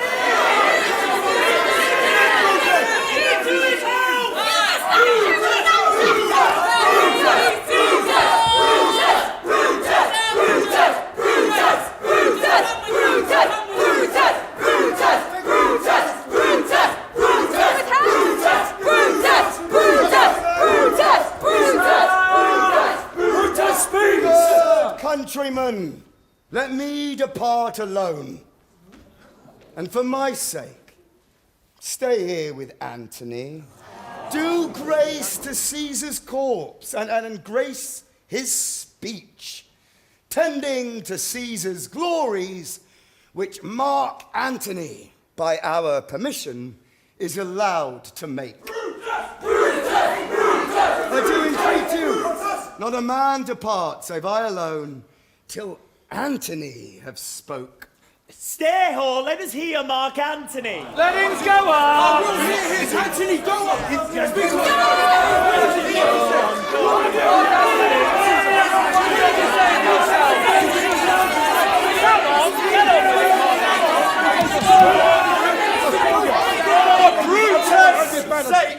I am beholding to you. For Brutus' sake, he finds himself beholding to us all. Bless us, speak no harm of Brutus here. This Caesar was a tyrant! I'm certain we are blessed that Rome is rid of him. Let us hear what Antony can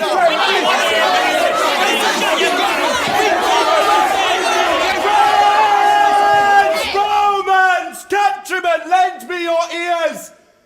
I come to bury Caesar, not to praise him.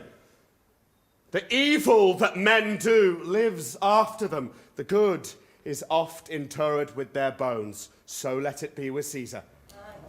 The noble Brutus have told you Caesar was ambitious. If it were so, it was a grievous fault. And grievously hath Caesar answered it. Here, under leave of Brutus and the rest, for Brutus is an honourable man. So are they all honourable men. Come I to speak in Caesar's funeral.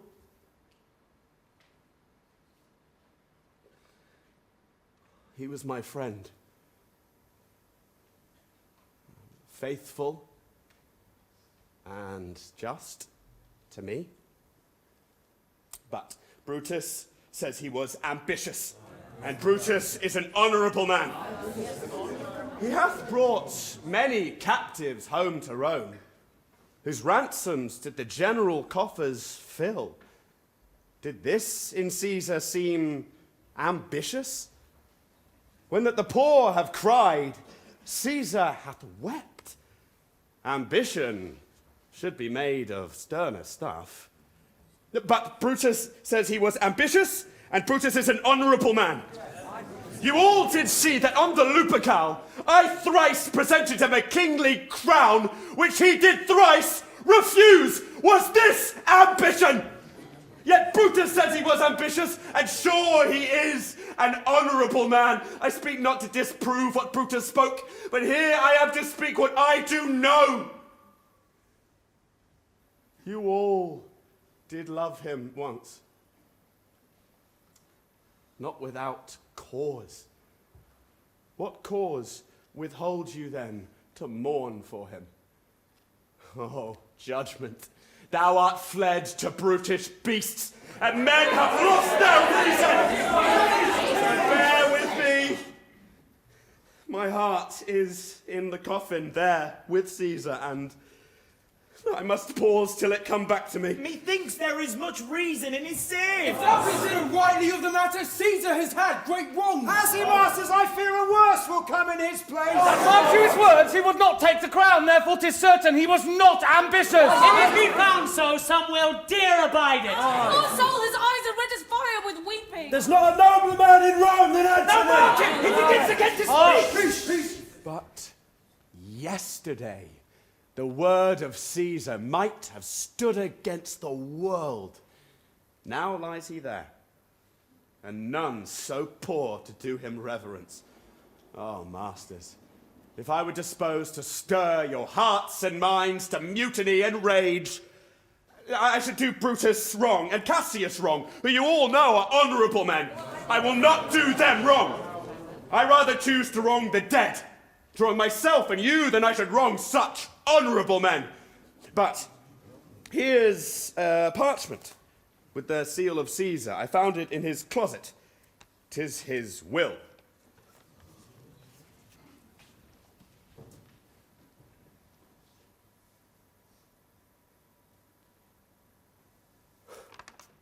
Let but the commons hear this testament, which, pardon me, I do not mean to read. And they would go and kiss dead Caesar's wounds and dip their napkins in his sacred blood, yea, beg a hair of him for memory, and dying, mention it within their wills, bequeathing it as a rich legacy unto their issue. Well, hear it, Mark Antony, read the will! Have patience, gentle friends, I must not read it. It is not meet you know how Caesar loved you. You are not wood, you are not stones, but men. And being men, hearing the will of Caesar, it will inflame you, it'll make you mad. It is good you know not that you are his heirs. But if you should, what would come of it? Read the will! Read the will! Read the will! Read the will! Will you stay a while? I will shut myself, did tell you of it. I fear I wronged the honourable men.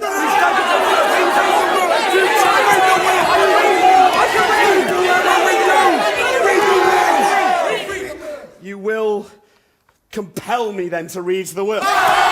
Then make a ring about the corpse of Caesar and let me show you him that made the will. Shall I descend or will you give me leave?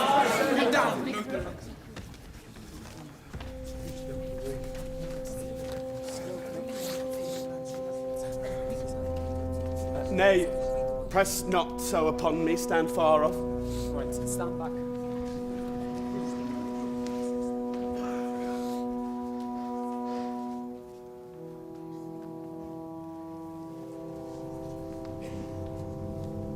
If you have tears, prepare to shed them now.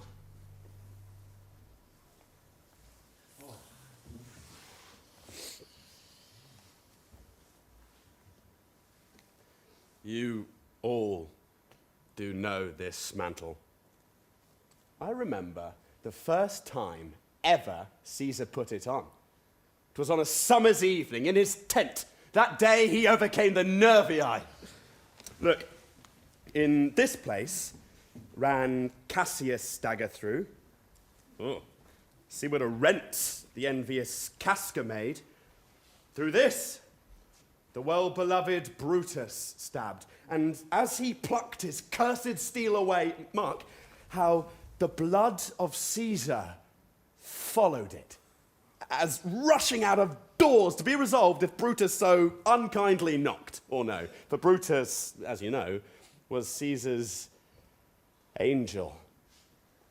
Judge, oh ye gods, how dearly Caesar loved him. This was the most unkindest cut of all. For when the noble Caesar saw him stab, ingratitude, more strong than traitor's arms, quite vanquished him. Then burst his mighty heart, and in his mantle, muffling up his face, even at the base of Pompey's statue, which all the while ran blood, great Caesar fell. Oh, what a fall was there, my countrymen. Then I and you and all of us fell down, whilst bloody treason flourished over us. Oh, now you weep, and I perceive you feel the dint of pity. These are gracious drops. Kind souls, what? Weep you when you but behold our Caesar's vesture wounded? Look you here. Here is himself, marred as you see, with traitors. Caesar!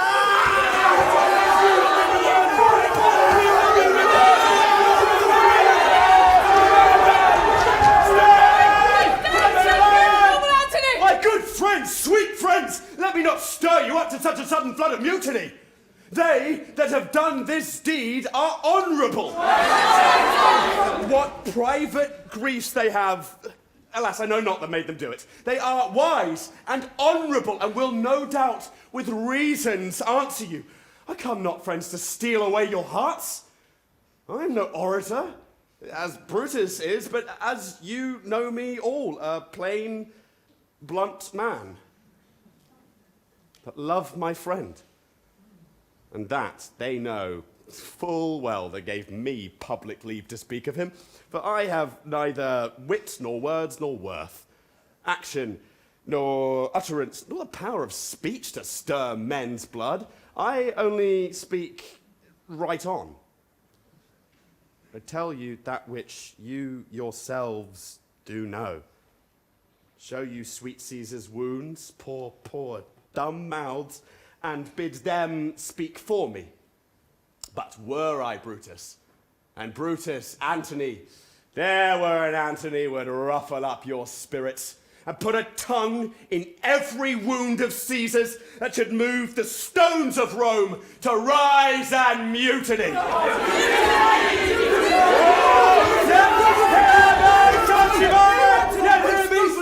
Why, friends, you go to do you know not what. Wherein hath Caesar thus deserved your loves? Alas, you know not. I must tell you then. You have forgot the will I told you of. Here is the will, and under Caesar's seal. To every Roman citizen he gives, to every several man, 75 drachmas. Yet hear me with patience. Moreover, he hath left you all his walks, his private arbours, and new planted orchards on this side Tiber. He hath left them you and to your heirs forever. Common pleasures to walk abroad and recreate yourselves. Here was a Caesar. When comes such another? Away! Away! We'll fire the traitors' houses! Take up the body! Caesar! Caesar! Caesar! Caesar! Caesar! Caesar! Caesar! Caesar! Caesar!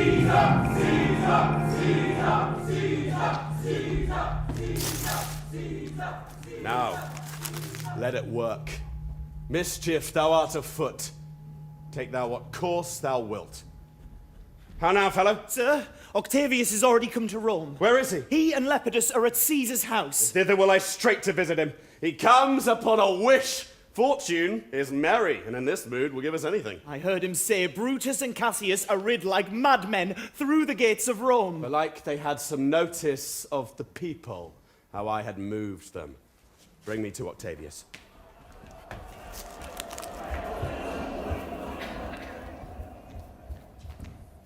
I dreamt tonight that I did feast with Caesar, and things unluckily charge my fantasy. I have no will to wander forth of doors, yet something leads me forth.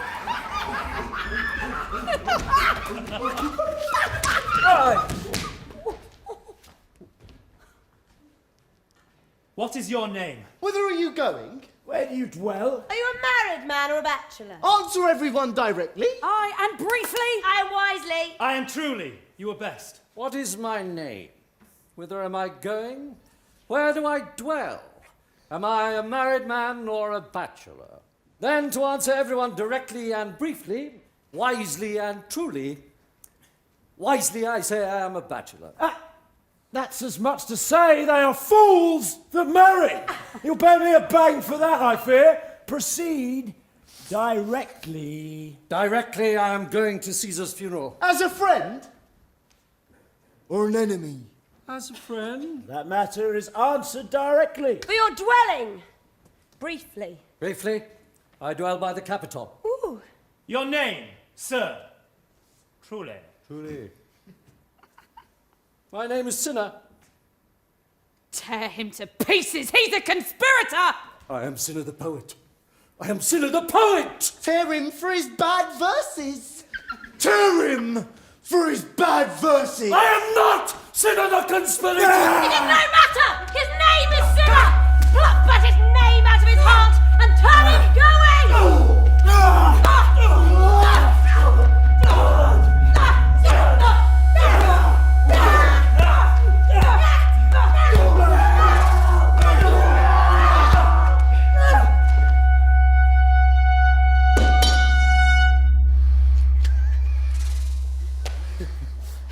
To Brutus. To Cassius, burn all! Some to Decius' house, some to Casca's, some to Ligarius. Away, go!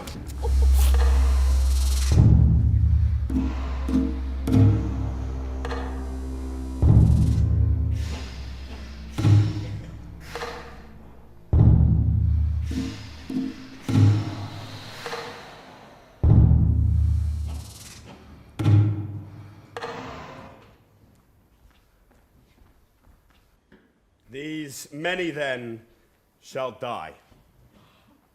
Their names are pricked. Your brother, too, must die.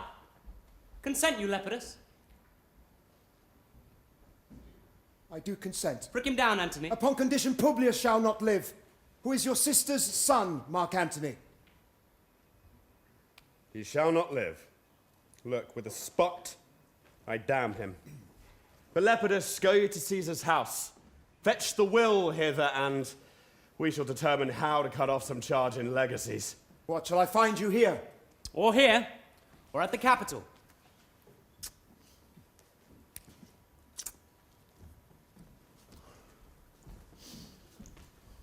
This is a slight, unmeritable man, meet to be sent on errands.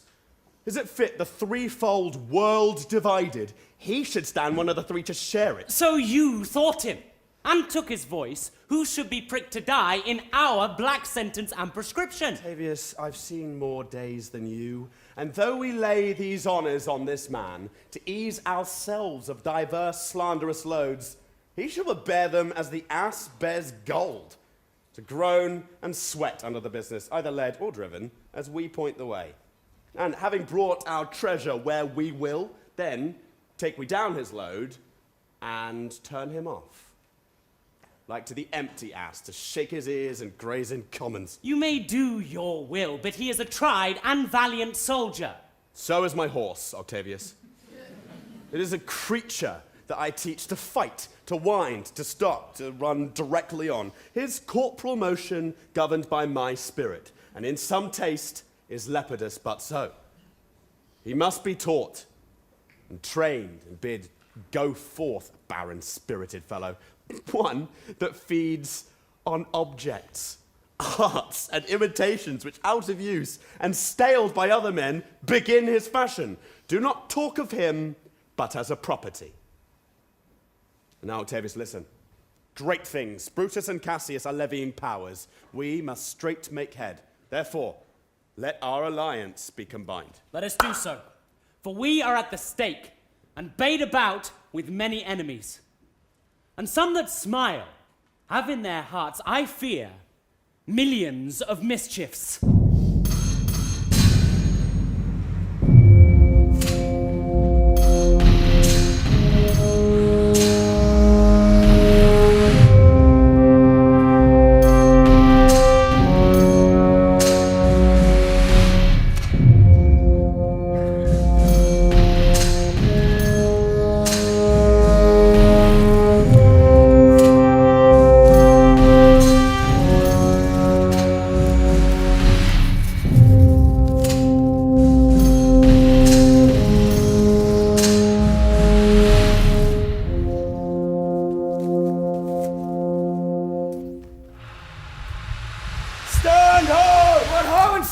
What now, Lucilius? Is Cassius near? Oh, he is at hand. And Pindorus is come to do you salutation from his master. He greets me well. Your master, Pindorus, in his own charge or by ill officers, hath given me some worthy cause to wish things done undone. But if he be at hand, I shall be satisfied. Do not doubt but that my noble master will appear such as he is, full of regard and honour. He is not doubted. A word, Lucilius. How he received you, let me be resolved. With courtesy and with respect enough, but not with such free and friendly conference as he hath used of old. Thou hast described a hot friend cooling. Ever note, Lucilius, when love begins to sicken and decay, it useth an enforced ceremony. There are no tricks in plain and simple faith, but hollow men make gallant show and promise of their mettle, then sink in the trial. Comes his army on. They mean this night in Sardis to be quartered. The greater part, the horse in general, are come with Cassius. Hark, he is arrived. March gently on to meet him. Stand ho! What along? Most noble brother! You have done me wrong! Judge me, you gods! Wrong I mine enemies? And if not so, how should I wrong a brother? Brutus, this sober form of yours hides wrongs, and when you do them... Be content. Speak your grief softly. I do know you well. Before the eyes of both our armies here, which should perceive nothing but love from us, let us not wrangle. Bid them move away. Then in my tent, Cassius, enlarge your griefs, and I will give you audience. Pindarus! Bid our commanders lead their charges off a little from this ground. Lucilius, do you the like? And let no man come to our tent till we have done our conference. And Lucilius and Titinius, guard our door.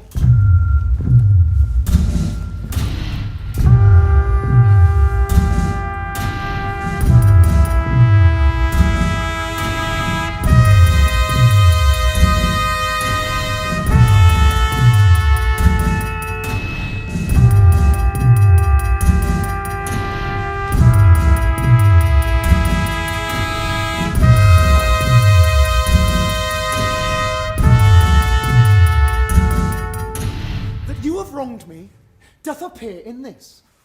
You have condemned and noted Lucius Pella for taking bribes here of the Sardians, wherein my letter, praying on his side because I knew the man, was slighted off. You wronged yourself to write in such a case. In such a time as this, it is not meet that every nice offence should bear comment. Let me tell you, Cassius, you yourself are much condemned to have an itching palm, to sell and mart your offices for gold to undeservers. I, an itching? You know that you are Brutus that speaks this, or by the gods this speech were else your last. The name of Cassius honours this corruption, and chastisement doth therefore hide his head. Chastisement? Remember March? The Ides of March, remember? Did not great Julius bleed for justice' sake? What villain touched his body that did stab, and not for justice? What? Shall one of us, that struck the foremost man of all this world, contaminate our fingers with base bribes, and sell the mighty space of our large honours for so much trash as may be grasped thus? I had rather be a dog and bay the moon than such a Roman. Brutus, bait not me. I'll not endure it. You forget yourself to hedge me in. I am a soldier. I, old in practice, abler than yourself to make conditions. Go to. You are not, Cassius. I say you are not. Urge me no more, I shall forget myself. Away, slight man. Is it possible? Hear me! For I will speak. Must I give way and room to your rash choler? Shall I be frighted when a madman stares? Oh, you gods, must I endure all this? All this? Aye, more. Fret till your proud heart break. Go show your slaves how choleric you are, and make your bondmen tremble. Must I budge? Must I observe you? Must I stand and crouch under your testy humour? By the gods, you shall digest the venom of your spleen, though it do split you. For from this day forth, I'll use you for my mirth, yea, for my laughter when you are waspish. Is it come to this? You say you are a better soldier.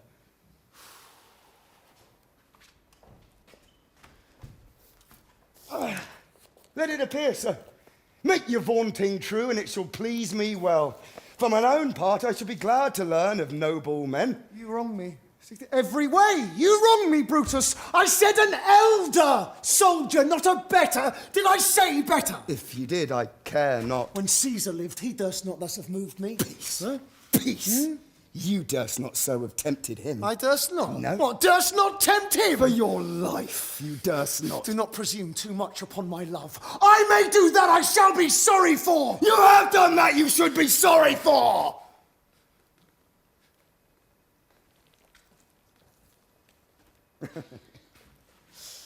There is no terror, Cassius, in your threats.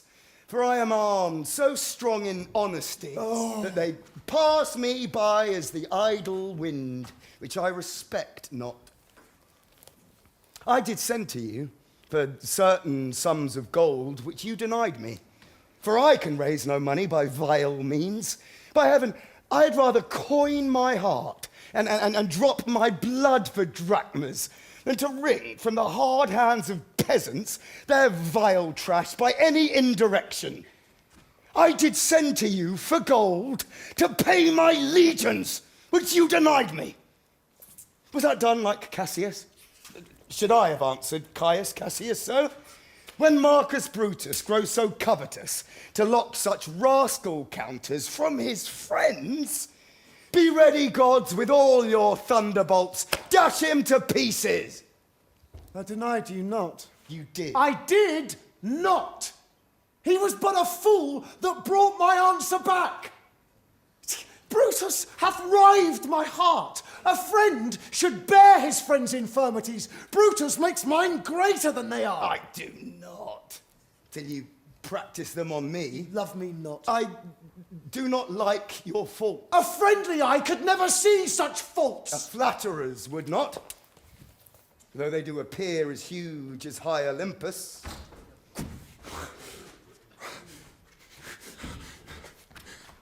Come, Antony, and young Octavius, come!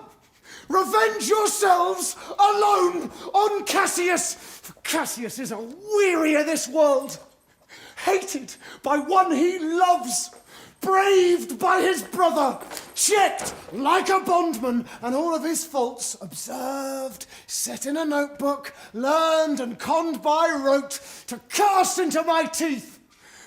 I could weep my spirits from my eyes. There is my dagger. Here is my naked breast, within a heart dearer than Pluto's mine, richer than gold. If that thou beest a Roman, take it forth. I that denied thee gold will give my heart. So strike as thou didst at Caesar. For I know, when thou didst hate him worst, thou lovest him better than ever thou lovest Cassius. Good!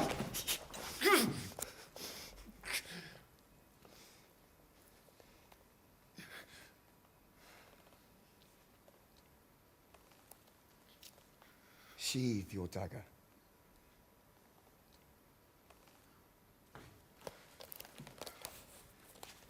Be angry when you will. It shall have scope. Do what you will. Dishonor shall be humor. Oh, Cassius, you are yoked with a lamb that carries anger as the flint bears fire, who, much enforced, shows a hasty spark, and straight is cold again. What had Cassius lived to be but mirth and laughter to his Brutus, when grief and blood ill vexeth tempered him? When I spoke that, I was ill-tempered too. Do you confess so much? Give me your hand.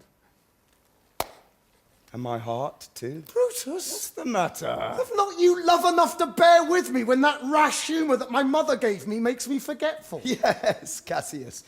And from henceforth, when you are over-earnest with your Brutus, he'll think your mother chides and leave you so.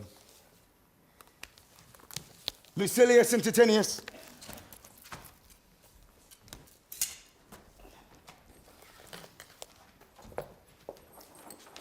Bid the commanders prepare to lodge their companies tonight. And come yourselves and bring Messala with you immediately to us. Lucius, a bowl of wine.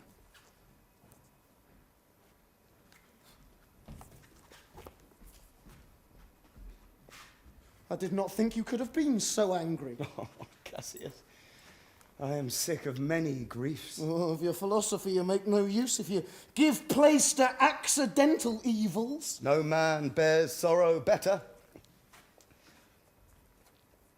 Portia is dead. Huh? Portia? She is dead.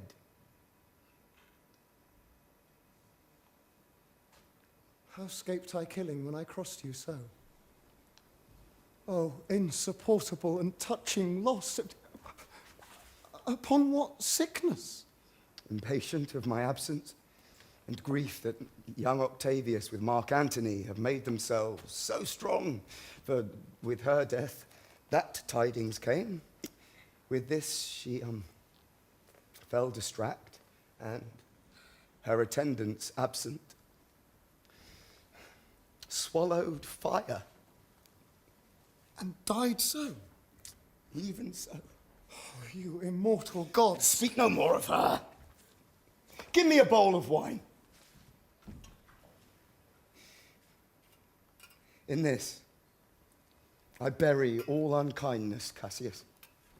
My heart is thirsty for that noble pledge. Fill, Lucius, till the wine o'erswell the cup. I cannot drink too much of Brutus' love. Come in, Titinius. Lucilius, welcome, good Messala. Now, sit we close about these tapers here, and call in question our necessities. Messala, I have here received letters that young Octavius with Mark Antony come down upon us with a mighty power, bending their expedition toward Philippi. Myself have letters of the selfsame tenor. With what addition? That by prescriptions and bills of outlawry, Octavius Antony and Lepidus have put to death 100 senators. Therein our letters do not well agree. Mine speak of 70 senators that died by their prescriptions, Cicero being one. Cicero one? Cicero is dead, and by that order of prescription. Had you your letters from your wife, my lord? No, Messala. Nor nothing in your letters writ of her? Nothing, Messala. That methinks is strange. Why ask you? Hear you aught of her in yours? No, my lord. Now, as you are a Roman, tell me true. And like a Roman, bear the truth I tell. For certain she is dead, and by strange manner.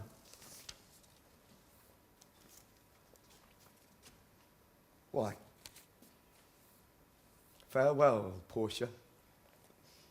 We must die, Messala. With meditating that she must die once, I have the patience to endure it now. Even so. Great men, great losses should endure. Well, to our work alive.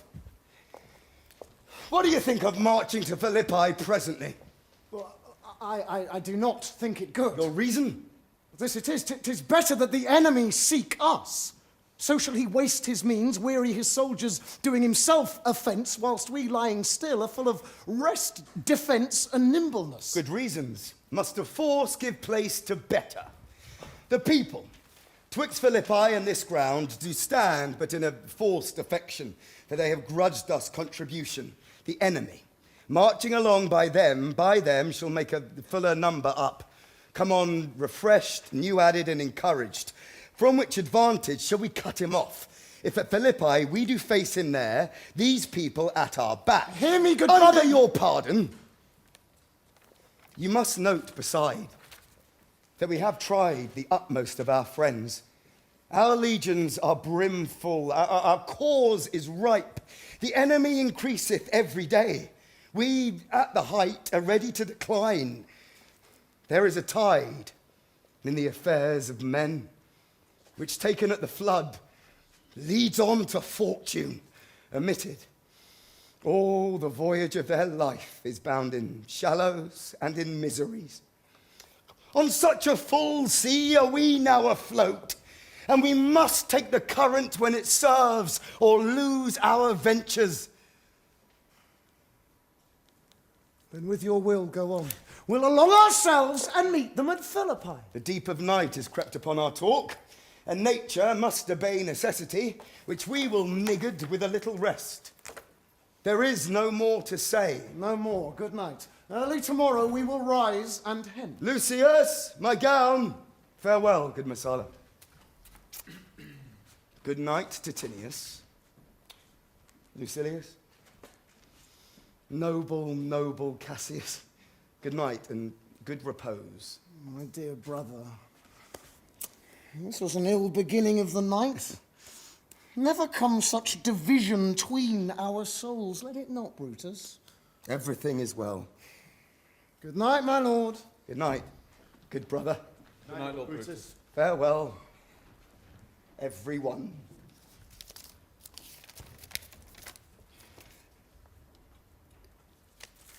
give me my gown. How is thy voice tonight? 'Tis good, my lord. What? Thou speakst drowsily, poor knave, I blame thee not. Thou art watched. Call, Claudius and some other of my men. I'll have them sleep on cushions in my tent. Varro and Claudius! Calls, my lord. I pray you, sirs, lie in my tent and sleep. It may be I shall raise you by and by on business to my brother Cassius. So please you, we will stand and watch your pleasure. I will not have it so. Lie down, good sirs. It may be I shall otherwise bethink me. Look, Lucius, here's the book I sought for soap. I put it in the pocket of my gown. I was sure your lordship did not give it me. Bear with me, good boy. I am much forgetful. Canst thou hold up thy heavy eyes a while and sing to me aloud a strain or two? Aye, my lord, an't please you. It does, my boy. I trouble thee too much, but thou art willing. It is my duty, sir. I should not urge thy duty past thy might. I know that young bloods look for a time of rest. You've slept, my lord, already. 'Twas well done, and thou shalt sleep again. I will not hold thee long. If I do live, I will be good to thee.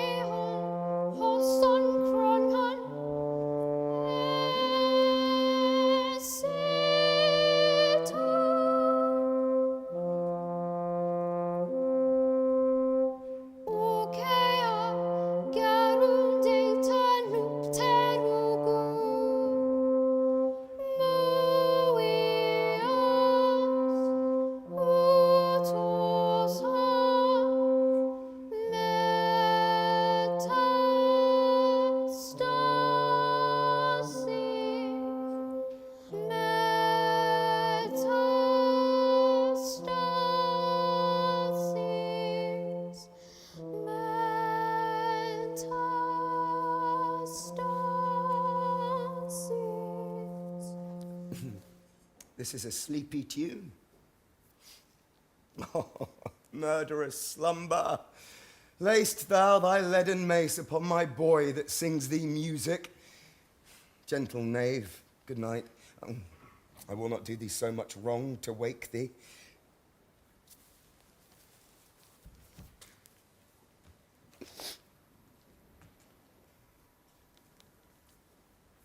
Good boy. Good night. Let me see. Let me see. Ugh. There's not the leaf turned down where I left reading. Here it is, I think. How ill this taper burns. Huh? Who comes here? I think it is the weakness of mine eyes that shapes this monstrous apparition. It comes upon me. Art thou anything?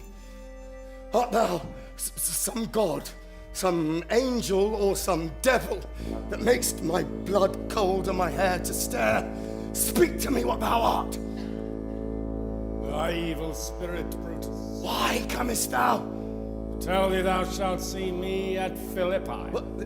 Then I shall see thee again. Aye? At Philippi. I shall see thee at Philippi then. Now I've taken heart, thou vanishest. Ill spirit! I would hold more talk with thee. Boy, Lucius. Varro, Claudius, sirs, awake! Lucius, awake! My lord. Didst thou dream, Lucius, that thou so criedst out? My lord, I do not know that I did cry. Aye, that thou didst. Didst thou see anything? Nothing, my lord. Sleep again, Lucius. Fellow, Claudius, is thou awake? My lord. My lord? Why did you so cry out, sirs, in your sleep? Did you, my lord? Aye. Saw you anything? No, my lord, I saw nothing. Nor I, my lord. Go and commend me to my brother Cassius. Bid him set on his powers betimes before, and we will follow. It shall be done, my lord.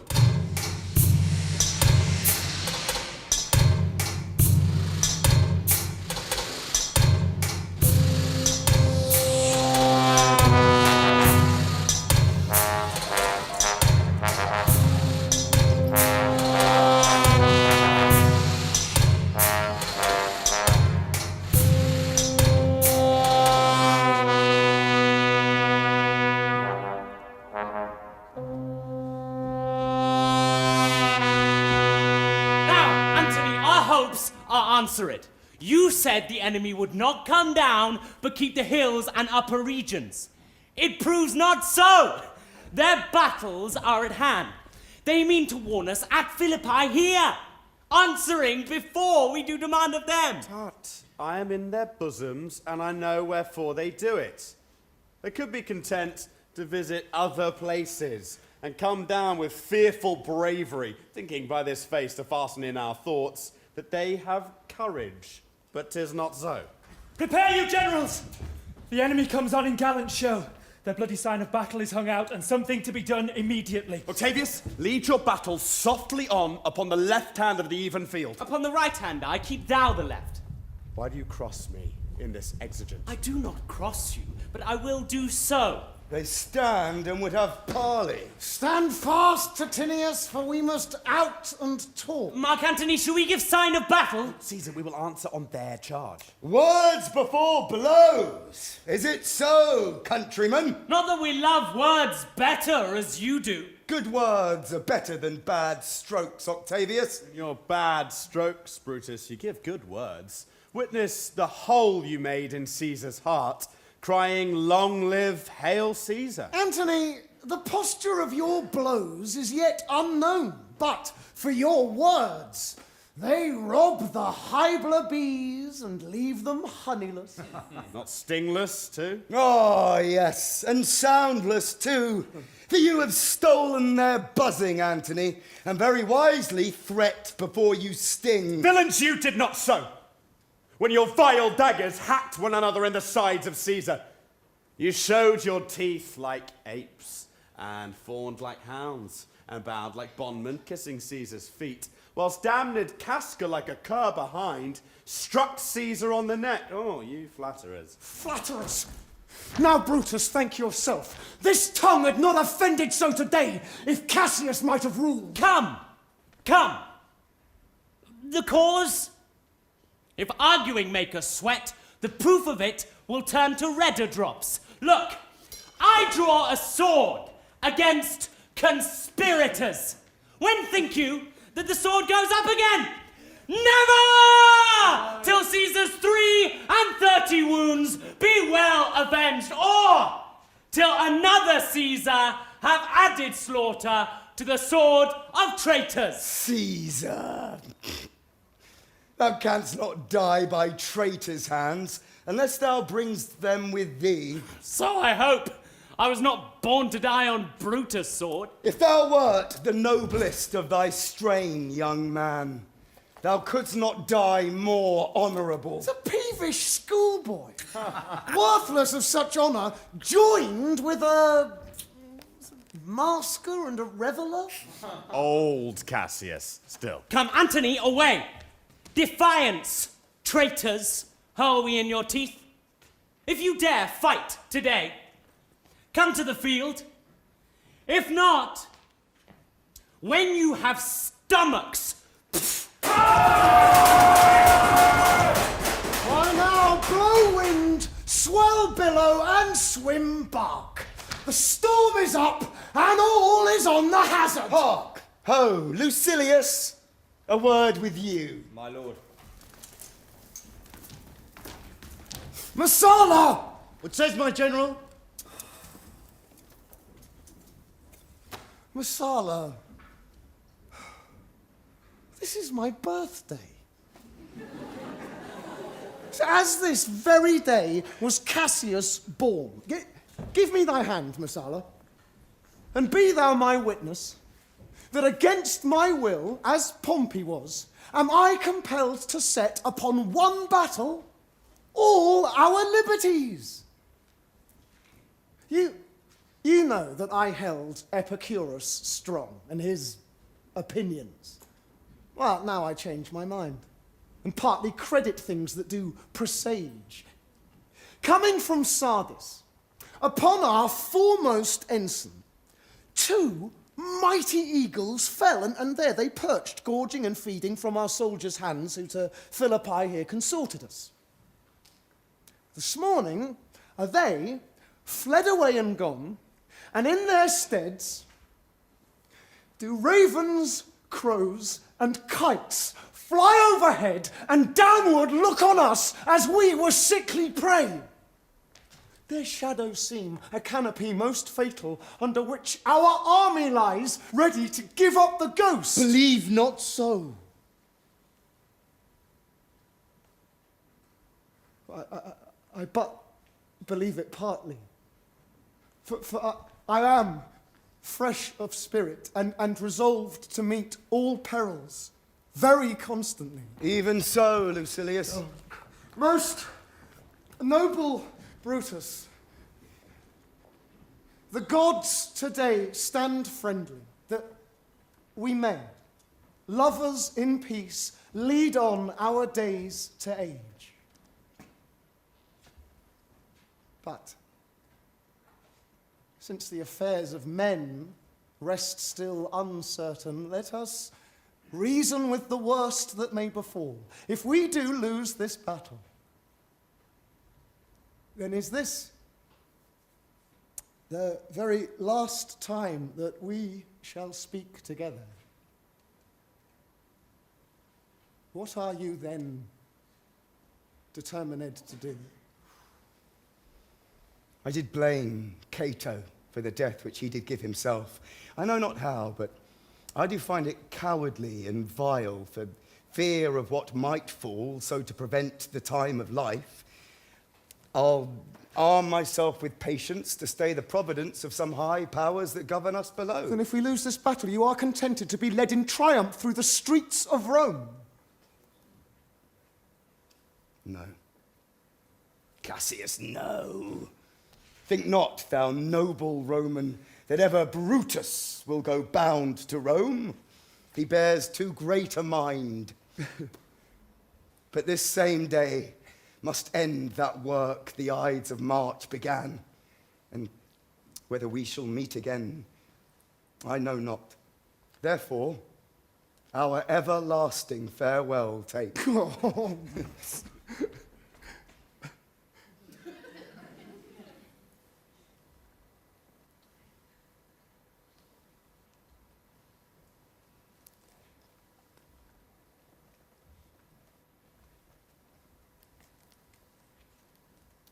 Forever and forever, farewell, Cassius.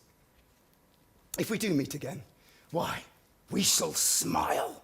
If not, why then, this parting was well made. Forever and forever, farewell, Brutus. If we meet again, we will smile indeed. If not, 'tis true, this parting was well made. Why then? Lead on! That a man might know the end of this day's business ere it come. But it sufficeth that the day will end, and then the end is known. Come! Ho! Away!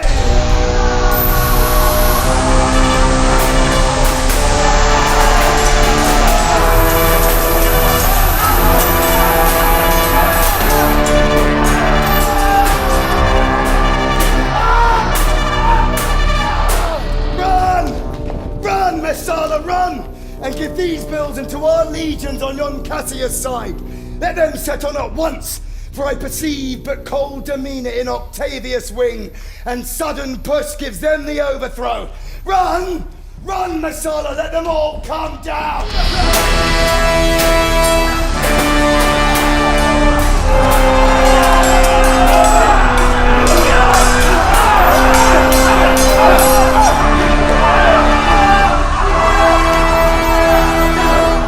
Titinius, look!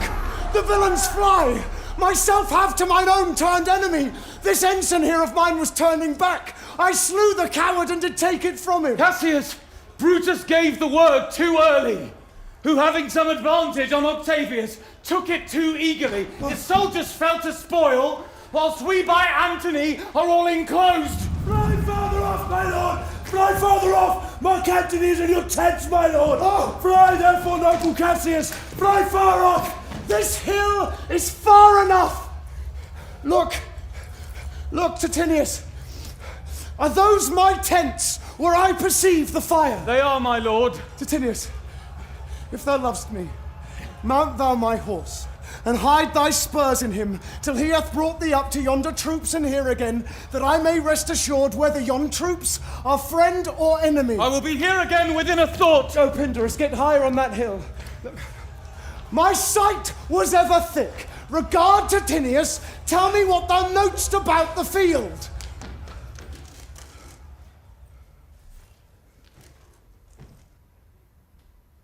This day I breathed first. But time is come around, and where I did begin, there shall I end. My life is run his compass. Sirrah, what news? Oh, my lord! No, what news? Titinius is enclosed round about, with horsemen that make to him on the spur, yet he spurs on. Now they are almost on him. Now, Titinius! Now some light. He lights too. He's tame. And hark, they shout for joy. Come down and behold no more.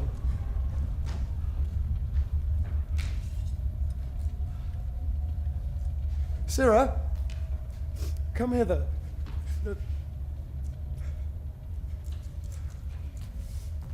In Parthia did I take thee prisoner, and then I swore thee, saving of thy life, that whatsoever I did bid thee do, thou shouldst attempt it.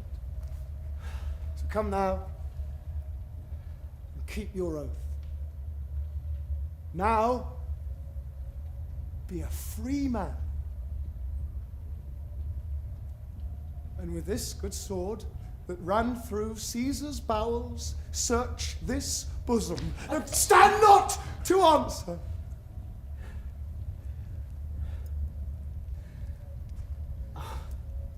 Take there the hilts.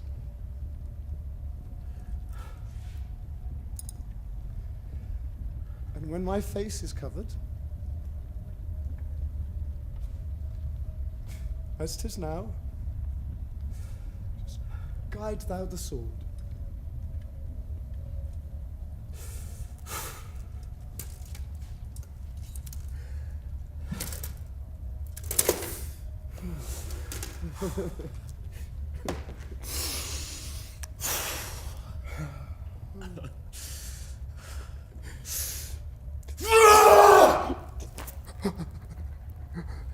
Caesar, thou art revenged. Even with the sword that killed thee.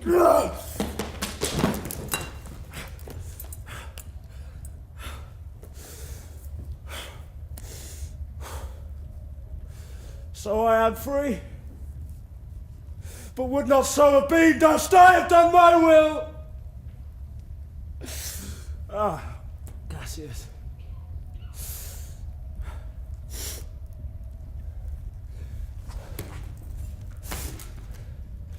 Far from this country Pindarus shall run, where never Roman shall take note of him. These tidings will well comfort Cassius. Where did you leave him? All disconsolate with Pindarus' bondman on this hill. Is not that he that lies upon the ground? He lies not like the living. Oh, my heart. Is not that he? No, this was he, Messala. Mistrust of my success hath done this deed. Mistrust of good success hath done this deed. What, Pindarus? Where art thou, Pindarus? Seek him, Titinius, whilst I go to meet the noble Brutus thrusting this report into his ear. I may say thrusting it, for piercing steel and darts and venom shall be as welcome to the ears of noble Brutus as tidings of this sight. Hie you, Messala, and I will seek for Pindarus the while. Why didst thou send me forth, brave Cassius? Did I not meet thy friends, and did not they put on my brows this wreath of victory and bade me give it thee? Didst thou not hear their shouts? Alas, thou hast misconstrued everything. But hold thee. Take this garland on thy brow. Thy Brutus bade me give it thee, and I shall do his bidding. Brutus, come apace, and see how I regarded Caius Cassius. By your leave, gods, this is a Roman's part. Come, Cassius' sword, and find Titinius' heart.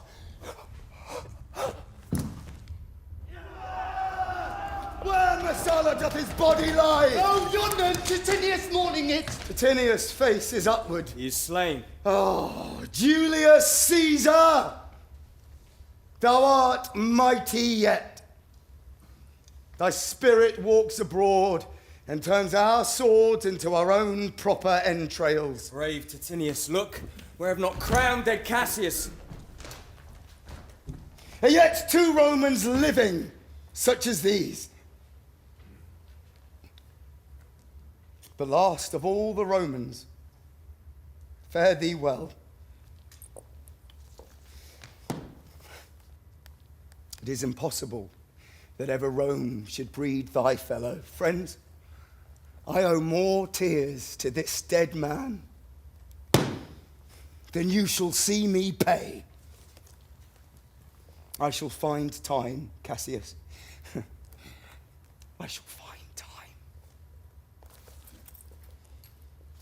Come, therefore, and to Thasos send his body. His funeral shall not be in our camp, lest it discomfort us.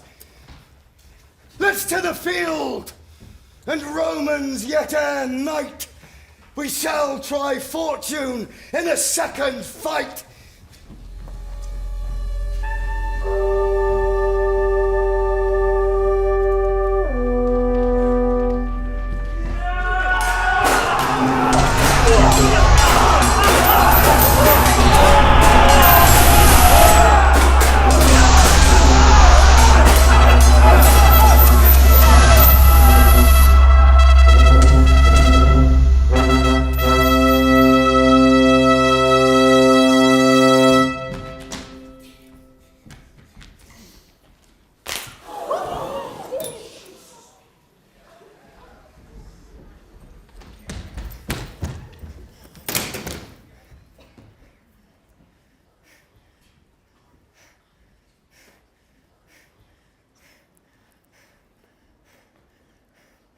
Oh, I am Brutus!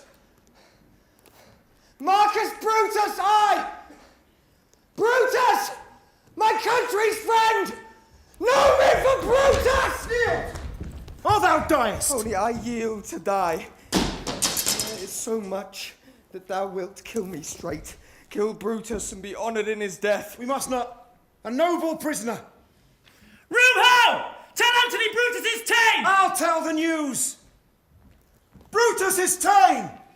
Brutus is ta'en, my lord! Where is he? Safe, Antony. Brutus is safe enough. I dare assure thee that no enemy shall ever take alive the noble Brutus, The gods defend him from so great a shame. When you do find him, or alive or dead, he will be found like himself, like Brutus. Not Brutus, friend, but I assure you, a prize no less in worth. Keep this man safe. Give him all kindness. I rather have such men my friends than enemies. Go on, and see where Brutus be alive or dead!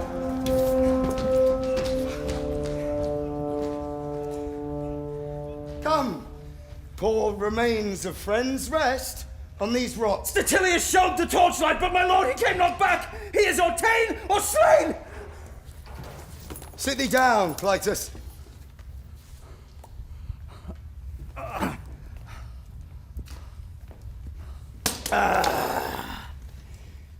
Slaying is the word. It is a deed in fashion. Hark thee, Clytus. What, I, my lord? No! Not for all the world! Peace then. No words. I'll rather kill myself! Hark thee, Dardanus.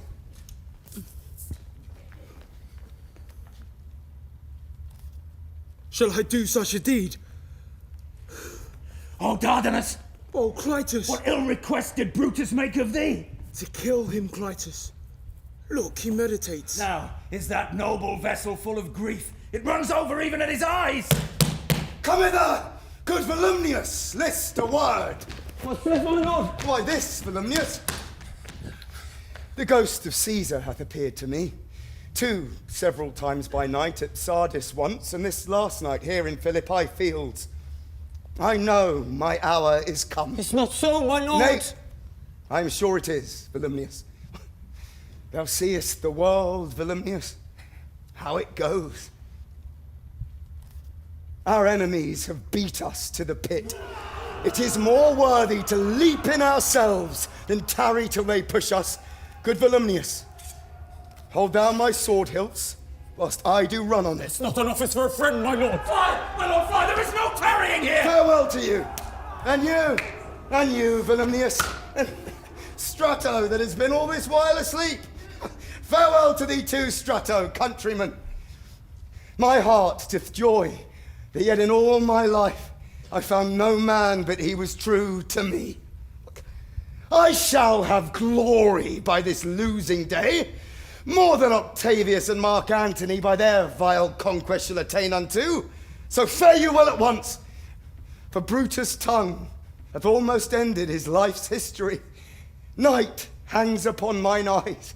My bones would rest that have but laboured to attain this hour. Fly! Fly, my lord! Hands! I will follow! I prithee, Strato, stay thou by thy lord. Thou art a fellow of good respect. Thy life hath had some snatch of honour in it.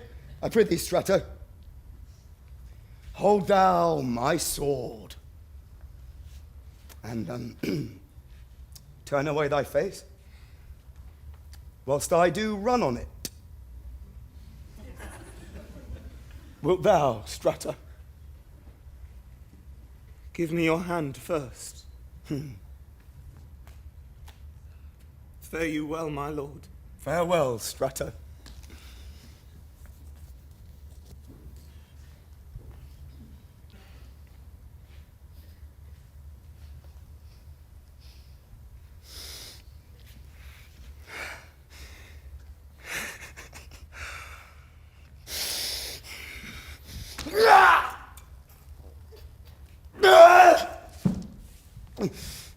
Caesar, now be still. I killed not thee with half so good a will.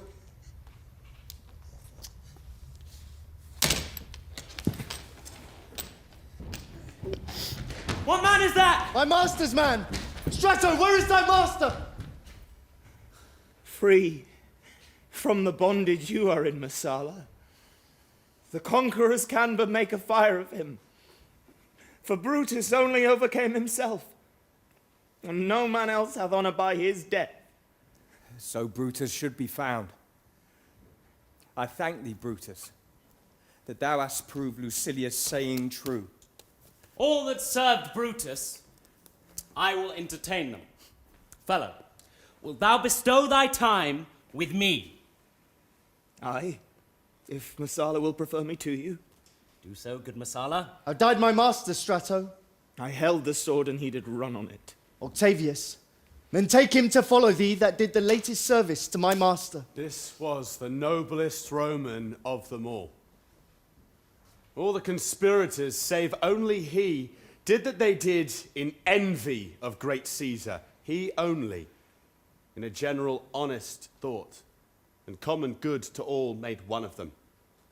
His life was gentle, and the elements so mixed in him that nature might stand up and say to all the world, this was a man... According to his virtue, let us use him with all respect and rites of burial. Within my tent, his bones tonight shall lie, most like a soldier. Ordered honorably. So call the field to rest, and let's away. Depart the glories of this happy day.